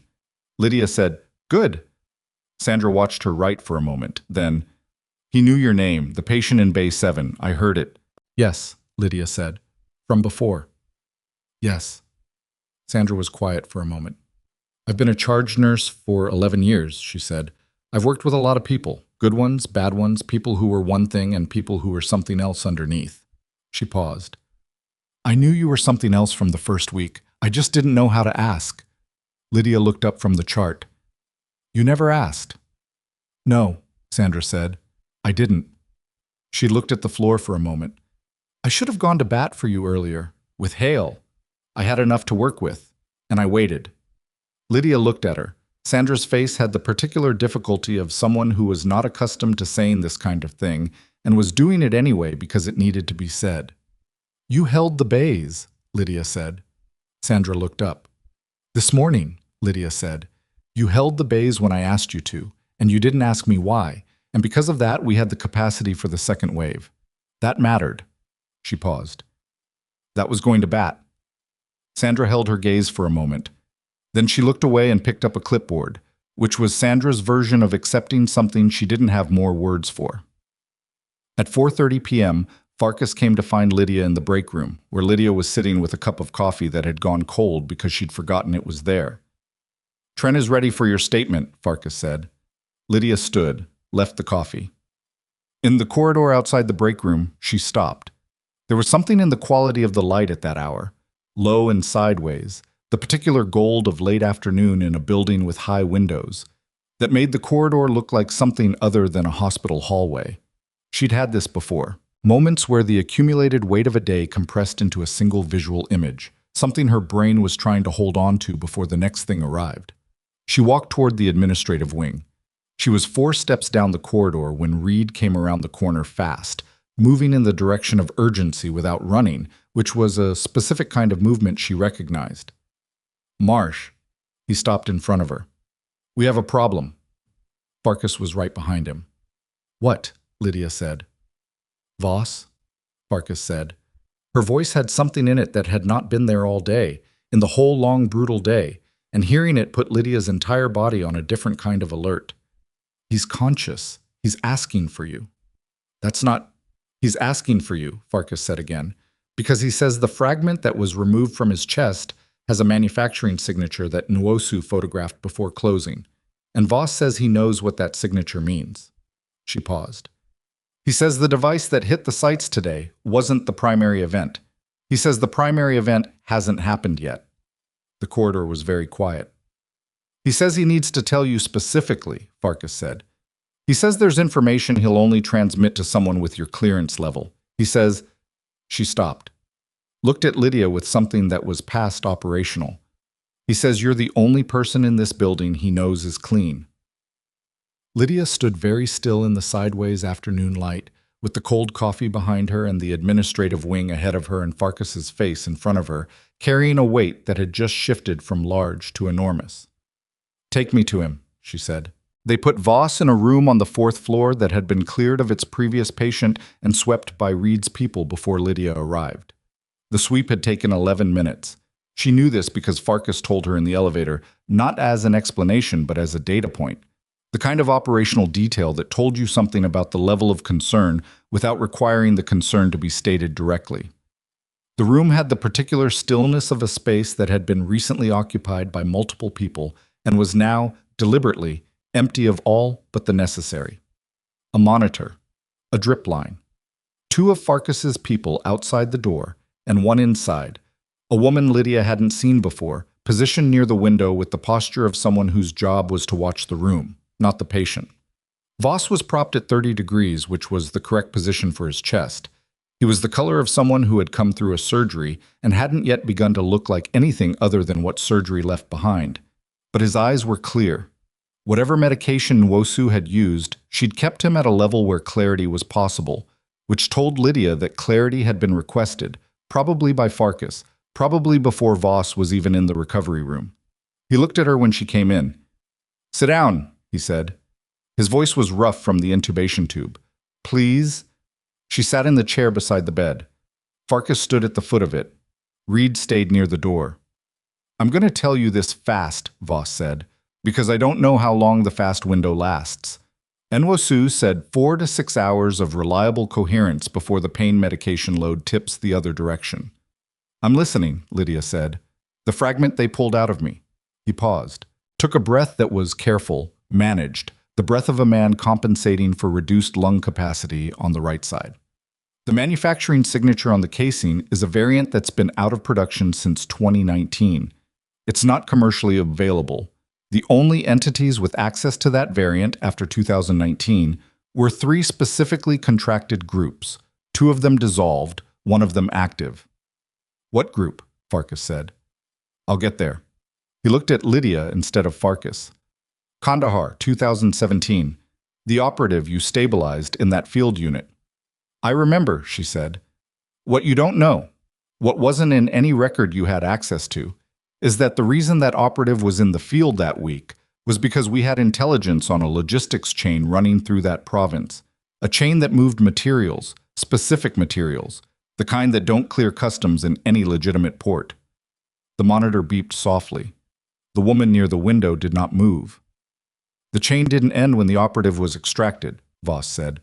"It relocated. It's been operational in 3 countries since 2018, and in the last 8 months it moved part of its infrastructure to the continental United States." He stopped, breathed. "The fragment in my chest is their signature. They hit those 3 sites today because this city has something they want removed." "What does Callaway Springs have?" Reed said. Voss looked at him for the first time. "A witness. A member of that logistics chain who defected 14 months ago and has been in protective placement here." He paused. "The 3 sites today were a targeting exercise. They were mapping the city's emergency response patterns, seeing which routes, which facilities, which response times." The room held very still. "The primary event," Lydia said, "is the witness extraction," Voss said, "or the witness elimination, one or the other, depending on which faction of the chain reaches her first." He closed his eyes for a moment. "She's in this city right now. We moved her 6 weeks ago. Her placement is classified at a level that only 4 people inside our operation knew." Farkas's voice was very controlled. 4 people. "One of whom is me," Voss said. "One of whom is compromised. That's how today happened. Someone told them where to look." The weight of that information moved through the room like a pressure change. "Who's the 4th?" Farkas said. Voss looked at her. "That's what I need to tell Marsh." Farkas went still. "Not because I don't trust you," Voss said, with the directness of someone too tired for diplomacy. "Because the compromise in our operation was flagged 18 months ago in a report that was filed under a clearance designation that only Marsh's unit had access to at the time. If the 4th person is the leak, then the report was suppressed. And if the report was suppressed, then I can't confirm who inside our current operation has seen it." He looked at Lydia. "Did you file an anomaly report in September 2018 regarding a logistics contact in Lahore who provided information inconsistent with 2 earlier source reports?" Lydia looked at him. "Yes." "What did you do with it?" "Submitted it through the standard channel to my CO," she said, "and sent a secondary copy to a signals intelligence liaison who had been working the same logistics thread from a different angle." "Name?"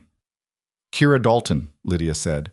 "She was attached to a signals unit out of Fort Meade." Something shifted in Voss's face. Not relief, the specific expression of a man who has been carrying a piece of a puzzle for a long time and has just been handed the edge that makes the shape visible. "Dalton is the witness," he said. The word settled. Farkas said very quietly, "Where is she?" "Safe house on the northwest side of the city," Voss said. "But if the chain has mapped the response pattern from today, They know the hospital is the secondary staging hub. They know assets are concentrated here. He looked at Lydia. They may already know you're here. Why would they know that? Reed said. Voss looked at him. Because Marsh's name is in Dalton's debrief. Dalton named her as the person who filed the original anomaly report, which means whoever is looking for Dalton has seen that debrief. Which means I'm connected to the witness, Lydia said. You're connected to the only document that proves the anomaly report existed, Voss said. If that report was suppressed, your name attached to it is a loose end. The monitor beeped. The afternoon light through the window had gone from gold to gray in the time they had been in this room. Farkas turned to Reed. The look between them was the compressed communication of people who had worked together long enough that full sentences were sometimes unnecessary. Move Dalton, Reed said. Not without more personnel, Farkas said. We're down 2 people from the morning deployment. She turned to Lydia. Marsh, I'm going to ask you something and I need a fast answer. Ask it. Will you go to the safe house with Reed? The question was precise, and Lydia understood every layer of what was under it. That Farkas was not asking her to perform an operational function outside her current role. She was asking her to be present, as the person whose name was in the document, as the person Dalton had trusted enough to name, as the continuity between a report filed in 2018 and the consequence of that report arriving on a Thursday afternoon in Callaway Springs, Colorado. Yes, she said. She stood, looked at Voss. Rest, she said. Let Nwosu's work do what it's supposed to do. He looked at her with the face he'd had in Base 7, the recognition, the relief, the particular trust that came from a shared history that existed outside the record. You should know, he said, before she reached the door. The anomaly report you filed. Dalton told her debriefers that it was the most precisely documented intelligence anomaly she had ever seen from a field medical source. He paused. She said whoever filed it had saved the whole thread, that without it, they'd have lost the chain entirely. Lydia looked at him. I was just doing my job. I know, he said. That's what she said too. She left. The drive to the safe house took 18 minutes. Reedy drove. Lydia sat in the passenger seat and did not talk, because there was nothing useful to say, and the 18 minutes were better spent running through the information architecture in her head. What she knew, what Voss had told her, what Farkas was doing with the rest of it, what the next hour needed to look like depending on what they found when they arrived. The safe house was a residential building in a quiet part of the Northwest District, the kind of building that was chosen specifically because it looked exactly like every building around it. Reed parked half a block away. They walked in from the side. The agent at the door was a woman in her early 30s named Brianna Solis, who had the look of someone who had been on a long shift and had heard about the morning's events in fragments and was managing a sustained level of alert that was expensive to maintain. Any movement, Reed said. Nothing since noon, Solis said. She's been asking for updates. Has she been told about Voss? Not yet. Reed looked at Lydia. You should tell her, he said. She'll take it better from you. Lydia did not point out that she and Kira Dalton had not spoken in 7 years, that the last time they had interacted it was through a signals liaison chain and not a face-to-face conversation, that the basis for Dalton's trust was a document, not a relationship. These were true things, and they were beside the point. She went inside. Kira Dalton was sitting at a table with a cup of tea that had gone cold, which seemed, in this particular day, like a pattern. She was in her mid-40s, with dark hair cut short in a way that might have been a recent change and dark circles that were clearly not. And she looked up when Lydia came in with the expression of someone who had been expecting a different face and was taking a moment to process the one that had arrived instead. Marsh, she said. Dalton, Lydia said. They looked at each other across the table with the particular awkwardness of 2 people who knew each other through paper, through record, through the shared experience of a thing that had no social script. Voss, Dalton said. It wasn't a question. She'd read it in Lydia's face. He's out of surgery, Lydia said. He's stable. He asked me to come here. Dalton exhaled slowly. The morning was bad. Yes. How bad? Bad enough. Contained now. Lydia sat across from her. He told me about the debrief, about your naming me in the anomaly report thread. Dalton wrapped her hands around the cold tea. You should have been named, You filed the report. He also told me what the primary event is. What today was about. Dalton nodded slowly. Her face was the face of someone who had been living with a very large thing in a very small room for a long time. I've been trying to get them to move me for 6 weeks. They kept saying the placement was secure. It may have been, Lydia said, until someone in the operation told them where to look. Dalton looked at her sharply. Internal. That's what Voss indicated. Dalton was quiet for a moment. Then, there was a man. In the early briefings before my placement here, he asked questions that the framing was off, slightly. Most people wouldn't have noticed. What was his name? He introduced himself as part of the coordination unit. She paused. Owens. Garrett Owens.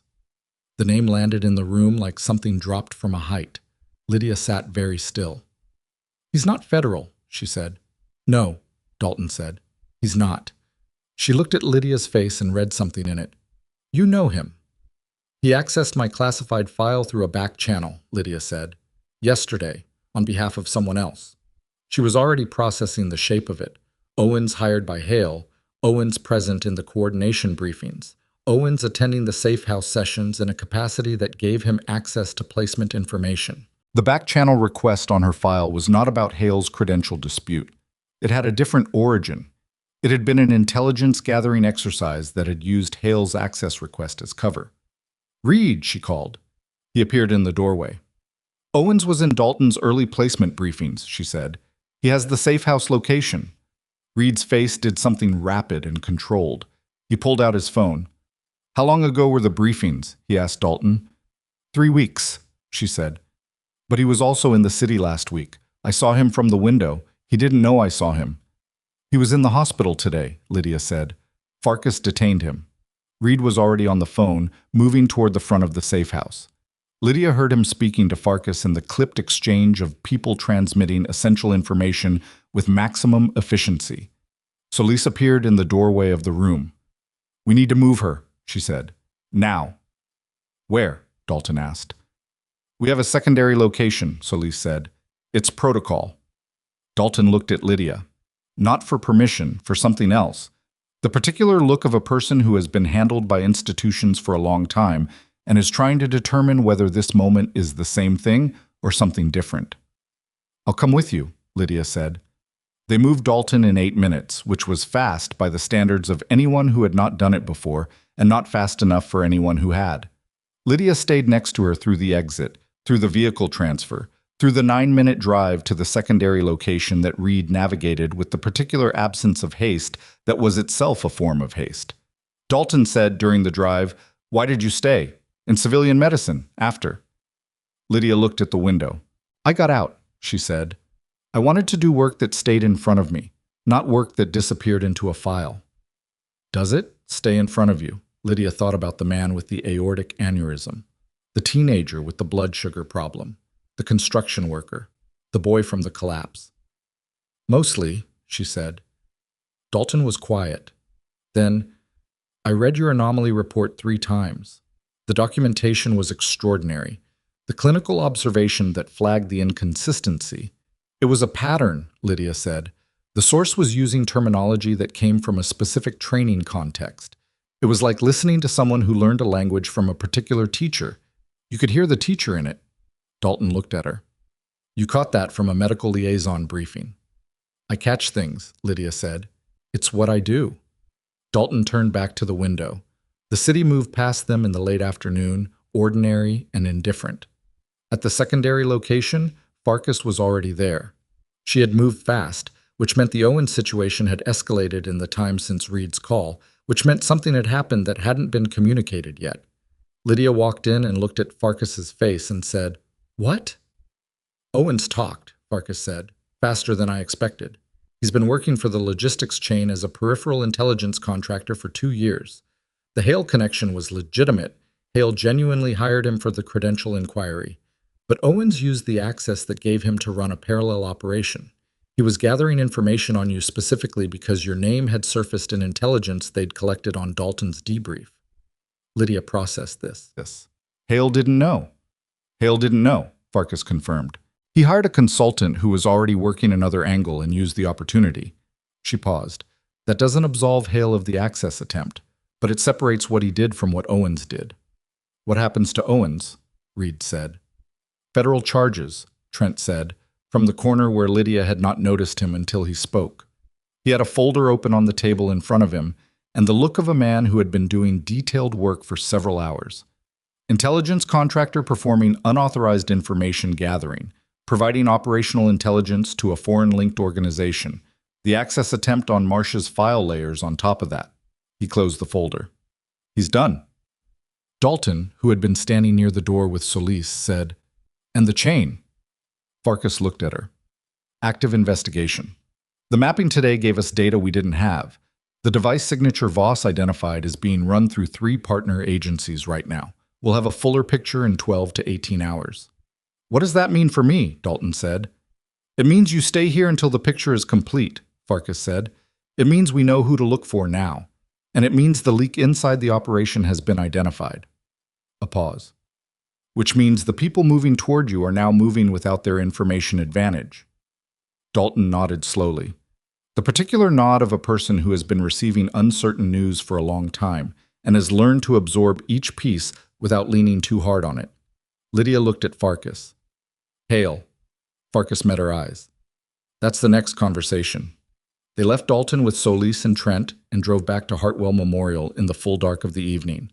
The city looked ordinary from the car window. Lights, traffic, the distant glow of the commercial district where the morning sights had been. Ordinary in the way that cities always looked ordinary from the outside when something extraordinary had moved through them, the surface closing back over the wound before the wound had finished healing. Lydia was tired. She was aware of it the way she was aware of structural things, a ceiling, a wall, something that was simply there and required no particular response. She had been awake since before 5. She had managed a mass casualty intake, stabilized an operative with a compromised aortic history, identified a chain of connections that had started with a fragment in a man's chest and ended with a name she hadn't spoken in 7 years. She was tired the way a building was tired, carrying its own weight without commentary. Reed parked in the hospital structure. They rode the elevator in silence. When the doors opened on the administrative floor, Hale was in the corridor. He was standing with his attorney, a fact that told Lydia that the investigators had reached him while she was at the safe house, and that he had, as she had recommended, made the correct call.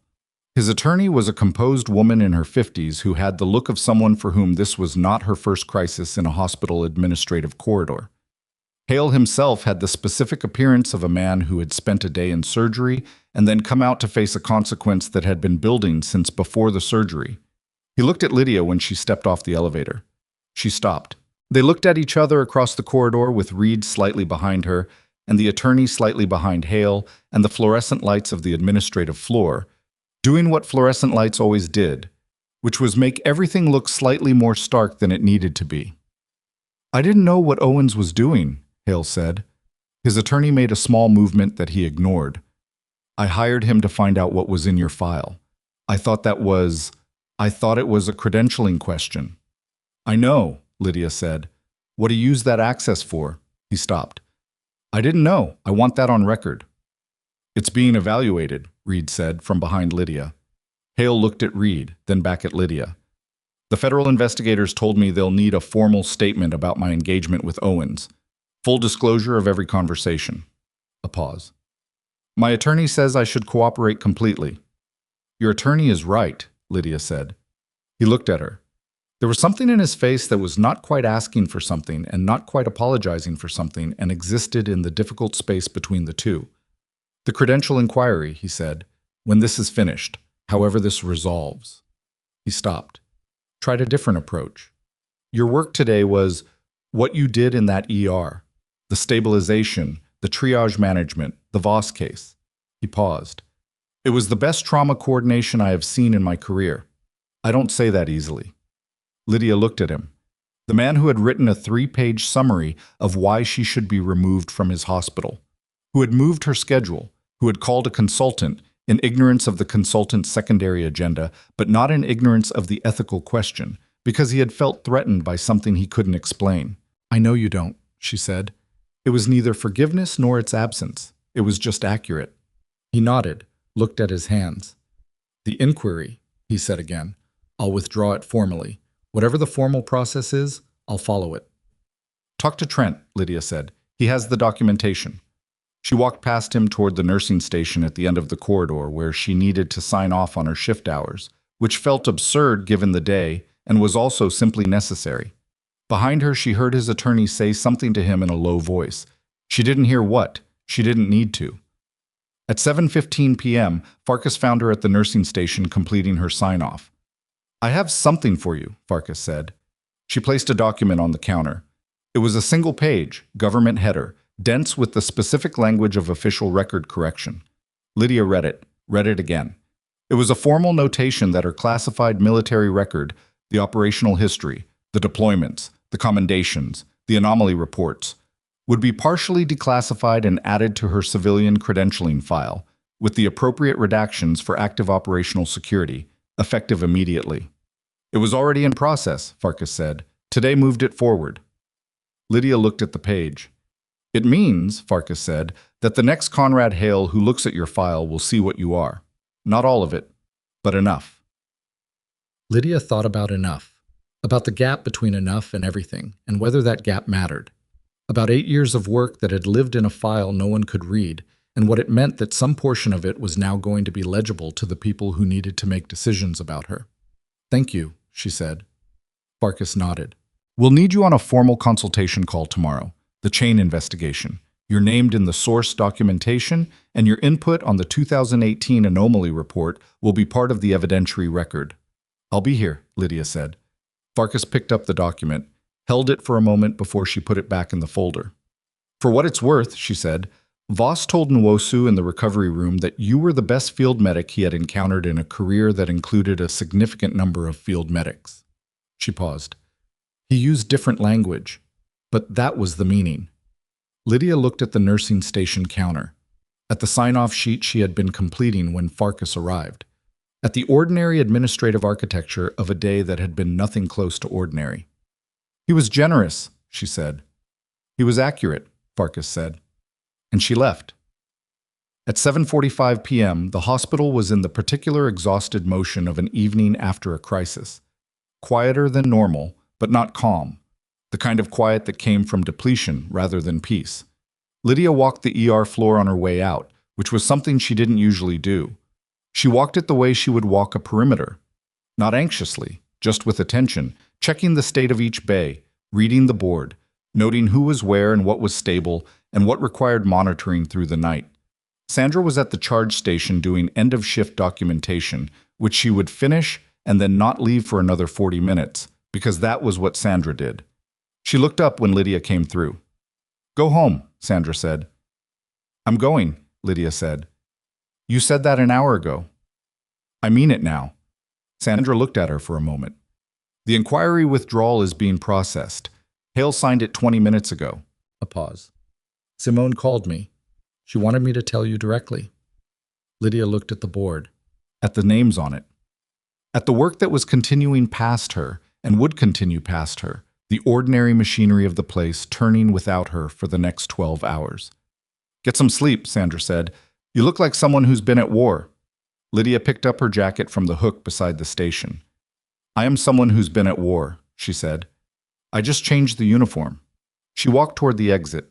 The ER doors opened ahead of her, and the night air of Callaway Springs came in, cold and dry, and carrying the faint smell of something that might have been smoke from the morning still hanging at the edges of the city. She stood in the doorway for a moment. Her phone buzzed. Unknown number. She answered. The voice on the other end was one she didn't recognize, calm, professional, the voice of someone reading from a prepared statement or something very close to it. Ms. Marsh, my name is Director Callum Vance. I'm the head of the Joint Medical Intelligence Division. I've been briefed on today's events, on your role in the Voss stabilization, and on the anomaly report documentation that's been entered into the evidentiary record from 2018. A pause. I'd like to meet with you. Tomorrow, if you're available. Lydia stood in the doorway of the hospital with the night in front of her. I'm available, she said. There's a situation I'd like to discuss, Vance said. A position, formally, one that would make use of your full range of qualifications. Another pause. All of them. She looked at the parking lot, at the ordinary city beyond it, going about its evening as if the morning had not happened, as if the shape of things had not shifted in the last 12 hours into something none of them had a word for yet. What kind of position? She said. Vance said, the kind that needs someone who can operate in both systems simultaneously. Civilian medicine and field intelligence. Someone who has done it, not just studied it. He paused. Someone whose name keeps appearing in documents that matter. Lydia was quiet for a moment. Then she heard, in the background of the call, very faint, almost inaudible, a second voice. Not Vance's. A voice she recognized because she had heard it twice today, once in Bay 7 and once in a recovery room report relayed through Farkas. Voss. He was with Vance. He was not in recovery. He had not been moved to a secure external facility. He was in a room somewhere with the director of an intelligence division that Lydia had heard of but never intersected with directly. And he was present for this call, which meant this call had been set up with his involvement, which meant the conversation about a position was not a spontaneous offer generated by today's events. It had been prepared. It had been waiting. It had been, possibly, the reason Voss had said take me to her in Farkas's recovery room instead of sending the information through official channels. Director Vance, she said carefully, is Agent Voss in the room with you? A pause that was exactly 1 beat too long. Yes, Vance said. Lydia looked at the night for a moment. At Callaway Springs going about its business. At the hospital behind her, lit up and working, her name now withdrawn from an inquiry that had been built on a file that had never told the full truth about her. She thought about what Farkas had said. Your name keeps appearing in documents that matter. She thought about Voss, who had said, you're the only person in this building I know is clean, and what it meant that he had said it, and what it meant that the call she was receiving right now had been organized with his participation before she had even left the building. I'll meet with you tomorrow, she said, but I want Farkas in the room. Another pause. That's, Vance began, and stopped. That's not standard procedure for this type of meeting. I know, Lydia said. It's my condition. The silence on the other end of the line stretched for 4 seconds, which was a long time in a professional telephone call between people who understood the weight of silences. Then Voss's voice, not Vance's, came on the line. She gets Farkas, he said. And the line was quiet again. And Lydia stood in the doorway, and the night air of the city came in around her. And somewhere on the other end of the call, a director of an intelligence division was absorbing the fact that the nurse from the ER had just set a condition, and the field operative in the room with him had backed it without hesitation. She waited. She was very good at waiting. Vance said yes. He said it after 6 seconds of silence that Lydia did not fill, and then he said it the way people said things when they had calculated that the cost of disagreement was higher than the cost of concession, which was not the same as agreement but functioned the same way in practice. Tomorrow at 10, he said. Room designation will come through Farkas. Thank you, Lydia said. She hung up, stood in the doorway for another moment. The cold air moved around her and the city sat in its evening, and the hospital breathed behind her with all its machinery and its people and its ordinary, extraordinary work. Then she walked to her car and drove home. She slept for 7 hours without interruption, which was more than she usually managed and less than she needed, and she woke at 5:30, not because an alarm told her to, but because her body had learned, over years in environments where sleeping past the light cost you something, to surface on its own.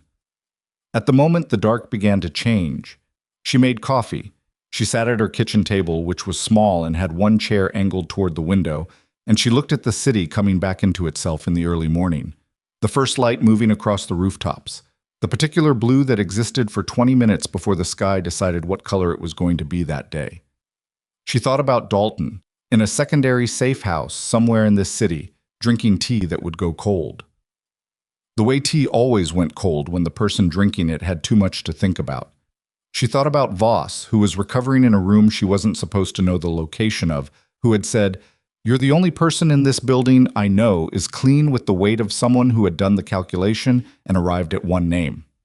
She thought about Conrad Hale, who was probably awake too, sitting with his attorney and the shape of the next several months, which were going to be uncomfortable and expensive, and were the direct result of a choice he had made from a position of certainty that turned out to be certainty about the wrong thing.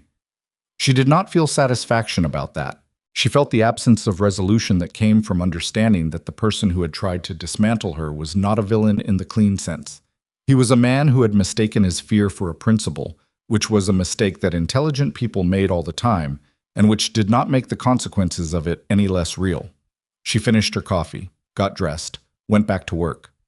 The meeting with Vance was at 10, which gave her 3 hours on the floor first. She wanted 3 hours on the floor. She wanted the ordinary weight of the morning shift, the board and the patience and the work that stayed in front of her, because whatever the meeting was going to produce, she needed to arrive at it as herself and not as a person who had spent 3 hours rehearsing for it. Sandra was already there when she came in. Of course she was. "You're early," Sandra said. "So are you," Lydia said. "I'm always early." "That's different." Sandra looked at her. "How are you?" It was the first time Sandra had asked that in 6 weeks.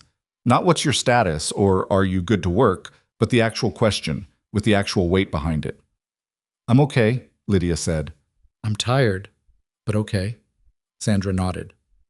"Beckett brought breakfast," she said. "It's in the break room. He got the good stuff, not the vending machine stuff, which means he feels guilty about something or he's relieved about something. I'm choosing to believe it's the second one." Lydia almost smiled. "Tell him thank you." She worked the morning with the attention she always brought, which was all of it, held in one place at a time. Bay 4 had a 60-year-old man with an arrhythmia that his primary care physician had been managing suboptimally for 8 months. She caught it in the EKG pattern and flagged it for the cardiologist on call with a note that was specific enough that the cardiologist called down to ask who had written it. Bay 6 had a 12-year-old with an asthma attack that her parents had mistaken for anxiety, and Lydia sat with the girl for 4 minutes after the nebulizer treatment and talked to her about what the breathing was supposed to feel like when it was working, in the direct and non-condescending way she talked to young patients, because they were people and they deserved to understand what was happening in their own bodies. Reeves found her between Bay assignments at 9:40.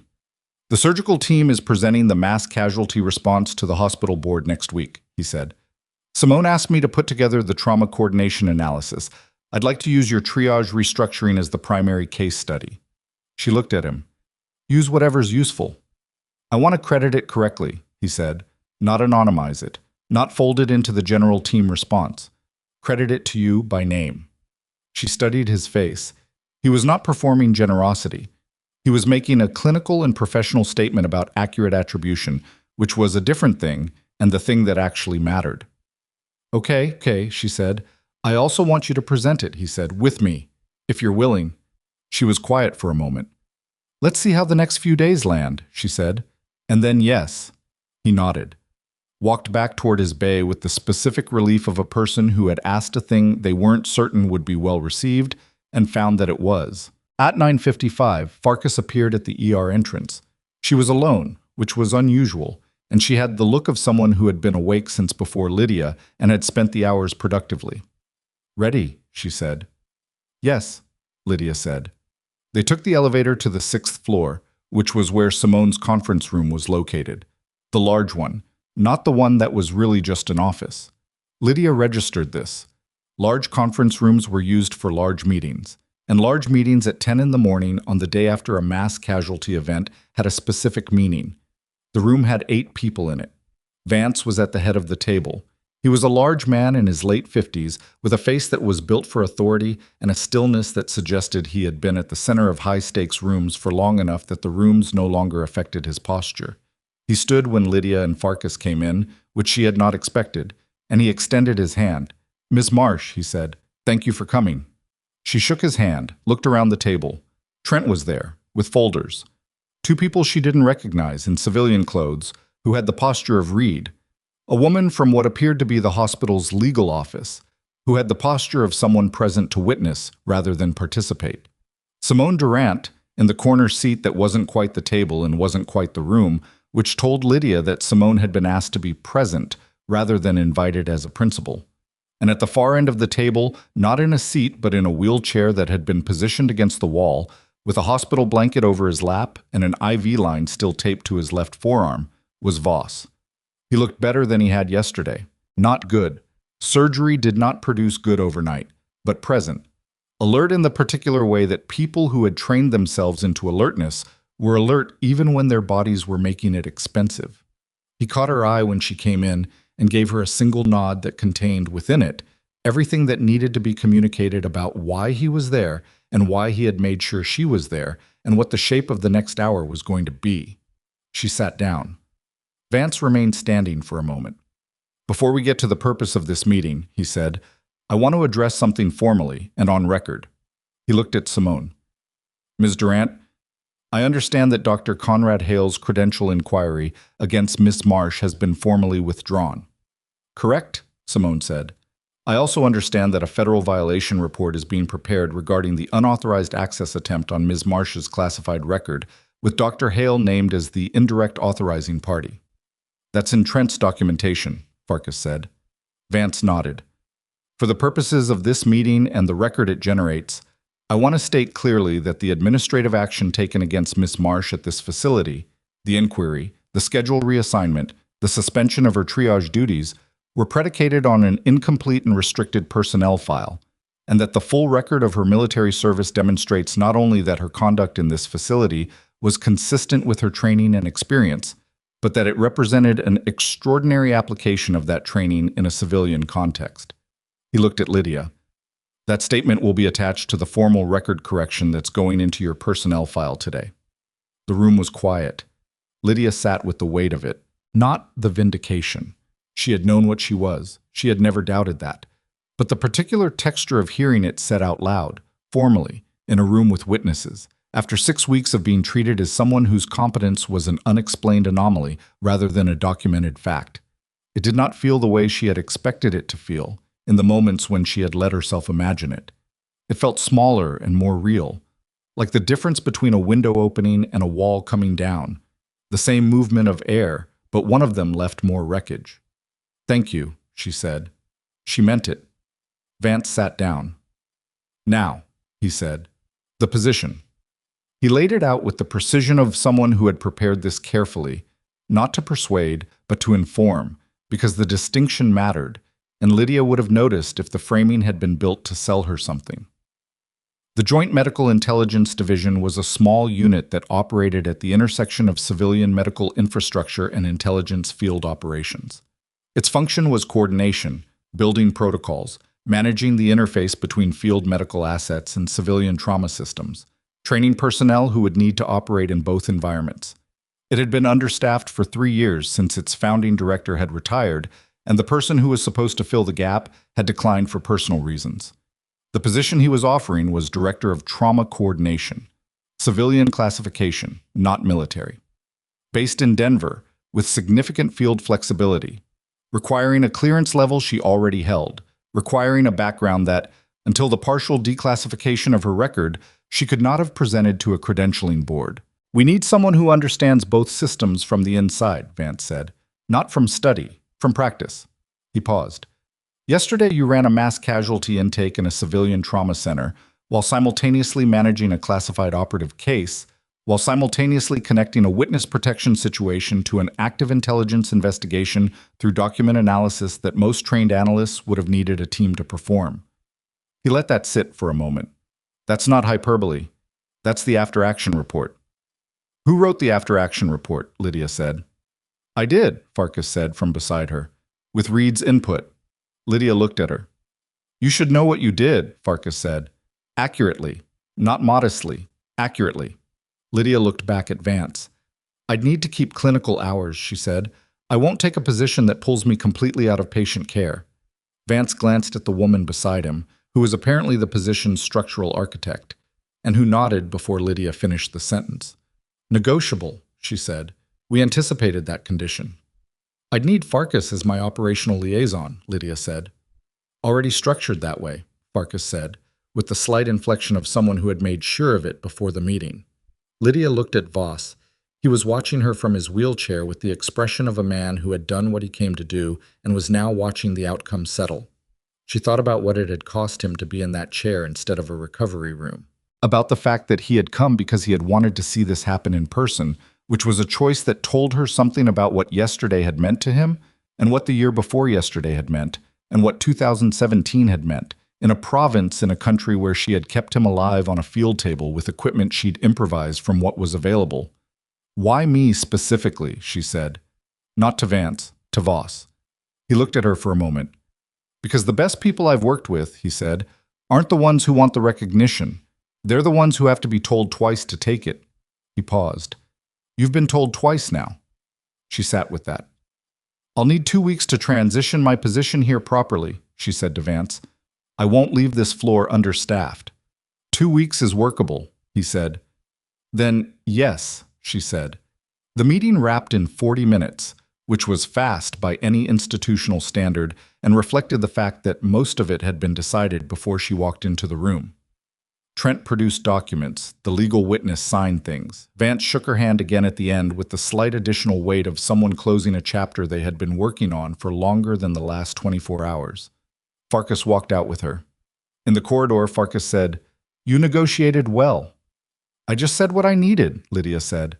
"That's what negotiating is." They stood in the corridor for a moment. The hospital moved around them. A cart, 2 nurses in conversation, the distant announcement from the overhead system. "Dalton," Lydia said. "She's secure," Farkas said. "The chain investigation is active on 3 fronts now. The fragment signature Voss identified opened 3 new threads that were previously cold." She paused. "She asked about you this morning." "What did she ask?" "Whether you were okay." A pause. "I told her yes." She said, "She always was." Lydia looked at the corridor ahead of her, at the hospital that had been, for 6 weeks, a place where she had worked to establish herself as a person worth believing. That would now, for 2 more weeks, be a place she was finishing something before beginning something else. "I need to get back to the floor," she said. "I know," Farkas said. "Go." The formal announcement came 3 days later. Simone Durant sent it to the full hospital staff through the internal communication system, which was unusual. Most personnel changes moved through department-level channels, not hospital-wide broadcast. The unusual distribution was intentional. Lydia understood that without being told. The announcement described the partial declassification of her military record. It described her 8 years of combat medical service with the specific language that the record correction had authorized. The deployments, the operational categories, the commendations that were now permitted to be named. It described the mass casualty coordination she had performed 4 days earlier, with Reeves's case study language integrated into the summary. It described her appointment to the Joint Medical Intelligence Division in terms that were accurate without revealing operational details. And it described the formal withdrawal and closure of the credential inquiry, with a notation that the inquiry had arisen from restricted access to her background records and had no foundation in her actual qualifications or conduct. Conrad Hale's name did not appear in the announcement. His name appeared elsewhere. It appeared in the federal violation report that Trent filed on the 5th day. It appeared in the hospital board's governance review, which Simone had initiated the morning after Hale had signed the inquiry withdrawal, because Simone Durant was an administrator who understood that individual actions existed within institutional contexts, and the institutional context of what Hale had done required examination. It appeared in the summary that the board reviewed at an emergency session, not a public session, because hospital boards did not hold their most difficult conversations in public, but a session with minutes that became part of the permanent record. The outcome of that session was communicated to Hale by Simone directly, in her office, on the 6th day. He was removed from the position of chief of surgery effective the end of the month. He was permitted to continue as a practicing surgeon at the facility under a supervision protocol, not because he was a poor surgeon, which he was not, but because the board had determined that his pattern of administrative conduct, including the inquiry, the schedule reassignment, and the Owens engagement, demonstrated a use of institutional authority that was inconsistent with the responsibilities of a leadership position. Simone told Lydia about it afterward, not because she was obligated to, but because she had decided, somewhere in the previous 6 days, that the debt she owed Lydia Marsh included honesty about outcomes that Lydia would otherwise have to learn secondhand. "He accepted it," Simone said. "He didn't fight it." "I know," Lydia said. Simone looked at her. "You knew he wouldn't fight it." He understood by the end what the full picture was. Lydia said. He's not a man who fights battles. He can see he lost. She paused. That's actually one of the better things about him. Simone absorbed this. He asked me to pass something to you, she said. He wrote it. I haven't read it. She placed an envelope on the counter between them. Lydia looked at it, picked it up. Inside was a single page, handwritten, which told her more about what it had cost him than the content did before she even read it. Hale's handwriting was precise. She would have guessed that. Marsh, I said in the corridor that I judged you before I understood you. That was accurate, and it was insufficient. What I did with Owens was not a credential question. It was a decision I made from the same place I made all the others. The belief that my framework for understanding people was complete. It wasn't. It isn't. The work you did in this hospital, and specifically on the day of the incident, saved lives that my framework would not have saved. I'm not asking for anything with this note. I'm stating a fact that I think you deserve to have stated clearly. I was wrong, the wrongness had consequences, and you carried those consequences without complaint. Hale. She read it twice. She folded it, put it back in the envelope. She did not forgive him in that moment, because forgiveness was not a single moment, it was a practice, and she was not far enough from the experience to know yet what the practice would look like. But she held the note with a steadiness that was not anger, which was its own kind of movement. She put it in her jacket pocket and went back to the floor. The last 2 weeks at Hartwell Memorial had the particular texture of time that was both ordinary and weighted, because she was doing the same work she had always done, and the same work had a different quality now that it was finite, now that each shift had a number attached to it. She trained Beckett on 3 triage assessment patterns that she had been using intuitively and had never fully articulated. She spent 2 mornings with a second-year resident named Kwame Asante, who had good instincts and poor confidence, walking him through the kind of clinical reasoning that didn't fit in textbooks, not the what, but the how of paying attention. She updated the mass casualty protocol documentation with the specifics of the day of restructuring, translated from field practice into civilian institutional language, which was a translation she had never done before and found more difficult than the original work had been. On her last Friday, Nadia Flores caught her in the break room at the end of a shift. Nadia had been the one who said, 6 weeks ago, I don't know where she came from. She said nothing about that now. What she said was, I want to know what you see when you walk into a bay. The first 5 seconds, what are you actually looking at? Lydia looked at her. Do you have 20 minutes? I have 30, Nadia said. They sat at the break room table for 35 minutes. And Lydia talked about attention in a way she had not talked about it before. The way you learn to receive information through peripheral observation, the body language that told you what the chief complaint wouldn't, the specific quality of color change in different skin tones under different types of physiological stress, the sounds that were wrong in a bay that a chart would not tell you about. She talked about it as a skill, not a gift, because it had been built over time in conditions that were not replicable but whose underlying discipline was.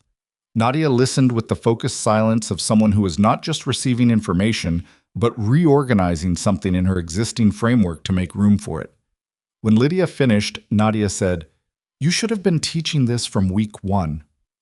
No one asked, Lydia said. No one knew to ask, Nadia said. That's different. On her last day, Sandra did not make a speech. She was not a speech person, and Lydia was not a speech person, and they had understood each other on that basis since about the 3rd week. What Sandra did was walk over to the triage board at the start of the shift, look at it for a moment, and then hand Lydia the marker. It was the marker they used to assign bay rotations, the one that Sandra always held. Run it, Sandra said. Lydia looked at her. Last one, Sandra said. Run it the way you'd run it. Lydia took the marker, stood at the board, ran the shift the way she would run it, with the particular logic she had been applying from the beginning, now made visible and legible because the people around her knew to watch for it. The nurses who had worked with her for 6 weeks moved through the assignments with a fluency that told her something she had not fully registered until now. They had been learning from her the entire time, not because she had taught them explicitly, but because good practice was visible to people who paid attention, and these people paid attention. At the end of the shift, Beckett shook her hand with both of his, which was not something he usually did. Reeves came down from surgical and said simply, The board wants me to tell you that your case study is going to become part of the standard mass casualty protocol.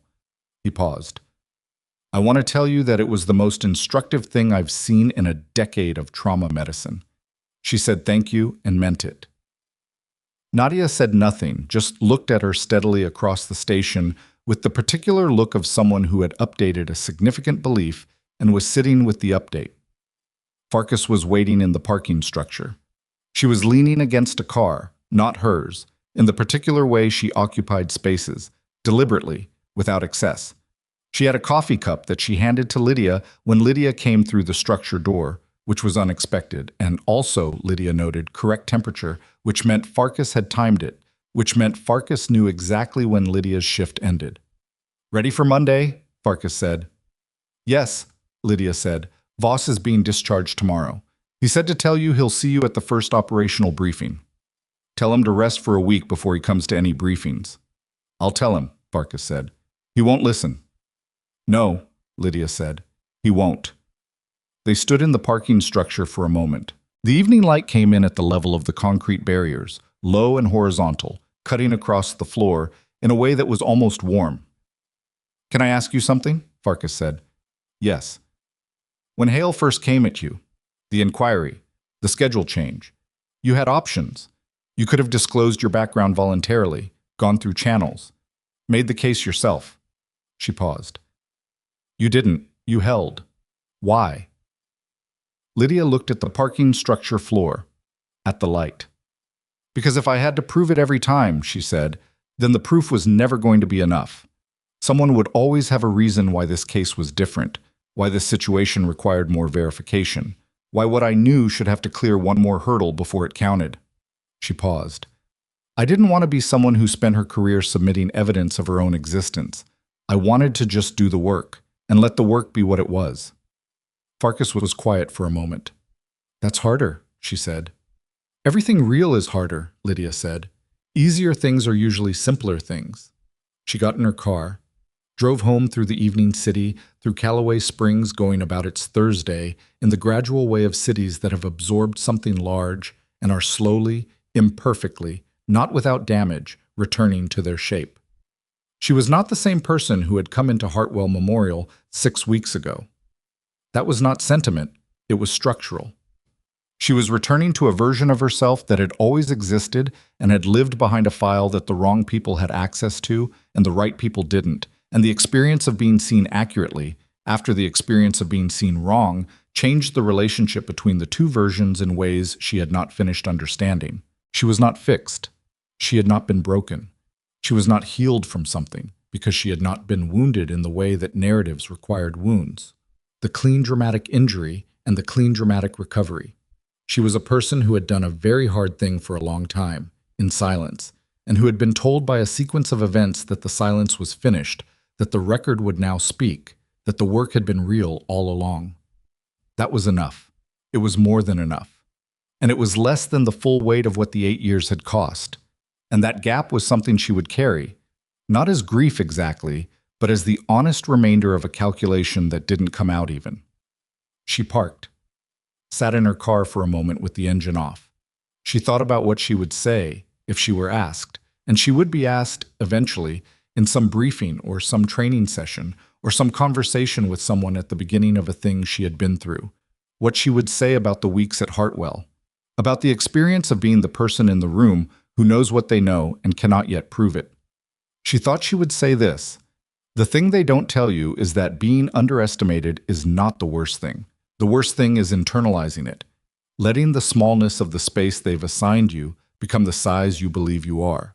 That's the actual danger, not what they do to your file or your schedule or your title, but what you do to yourself in response." She had not done that. She had been afraid she would, in the second and third week, in the corridor conversations and the bay reassignments, and the particular exhaustion of doing good work that nobody had a frame for. She had been afraid the weight of it would accumulate into something that changed her shape. But she had held. Not because holding was natural or easy or came without cost. Because the work was real and she knew it, and knowing it was the thing that no inquiry could touch. She got out of the car, went inside. She had a briefing on Monday. She had work to do. She had a record that now told the truth about who she was, and a floor full of people who had seen the truth before the record caught up to it, and a partition between what had been and what was next that was thin enough to walk through without drama. The city was quiet around her apartment, Callaway Springs in the evening, imperfect and ongoing, carrying its morning the way cities carried their mornings, without ceremony, without full accounting, just forward into the dark and back into the light the way they always had and would. Lydia Marsh made dinner, ate it, washed the plate, slept. Monday would come, and she would be there for it, and the work would be in front of her the way it always was. Immediate, specific, requiring everything, offering nothing except the fact of itself. That had always been enough for her. It was still enough. Some people spent their lives waiting to be recognized before they could begin. She had begun. She had kept going. The recognition had arrived not as a starting point, but as a confirmation of something already in motion, already real, already proven in every room where it had mattered before anyone was watching. That was the thing worth understanding. If you were a person standing in a corridor somewhere, in plain clothes, carrying something that didn't show up on the paperwork, you do not become real when they see you. You were real before they looked. The looking is just the moment the room catches up to the fact. You were always already there.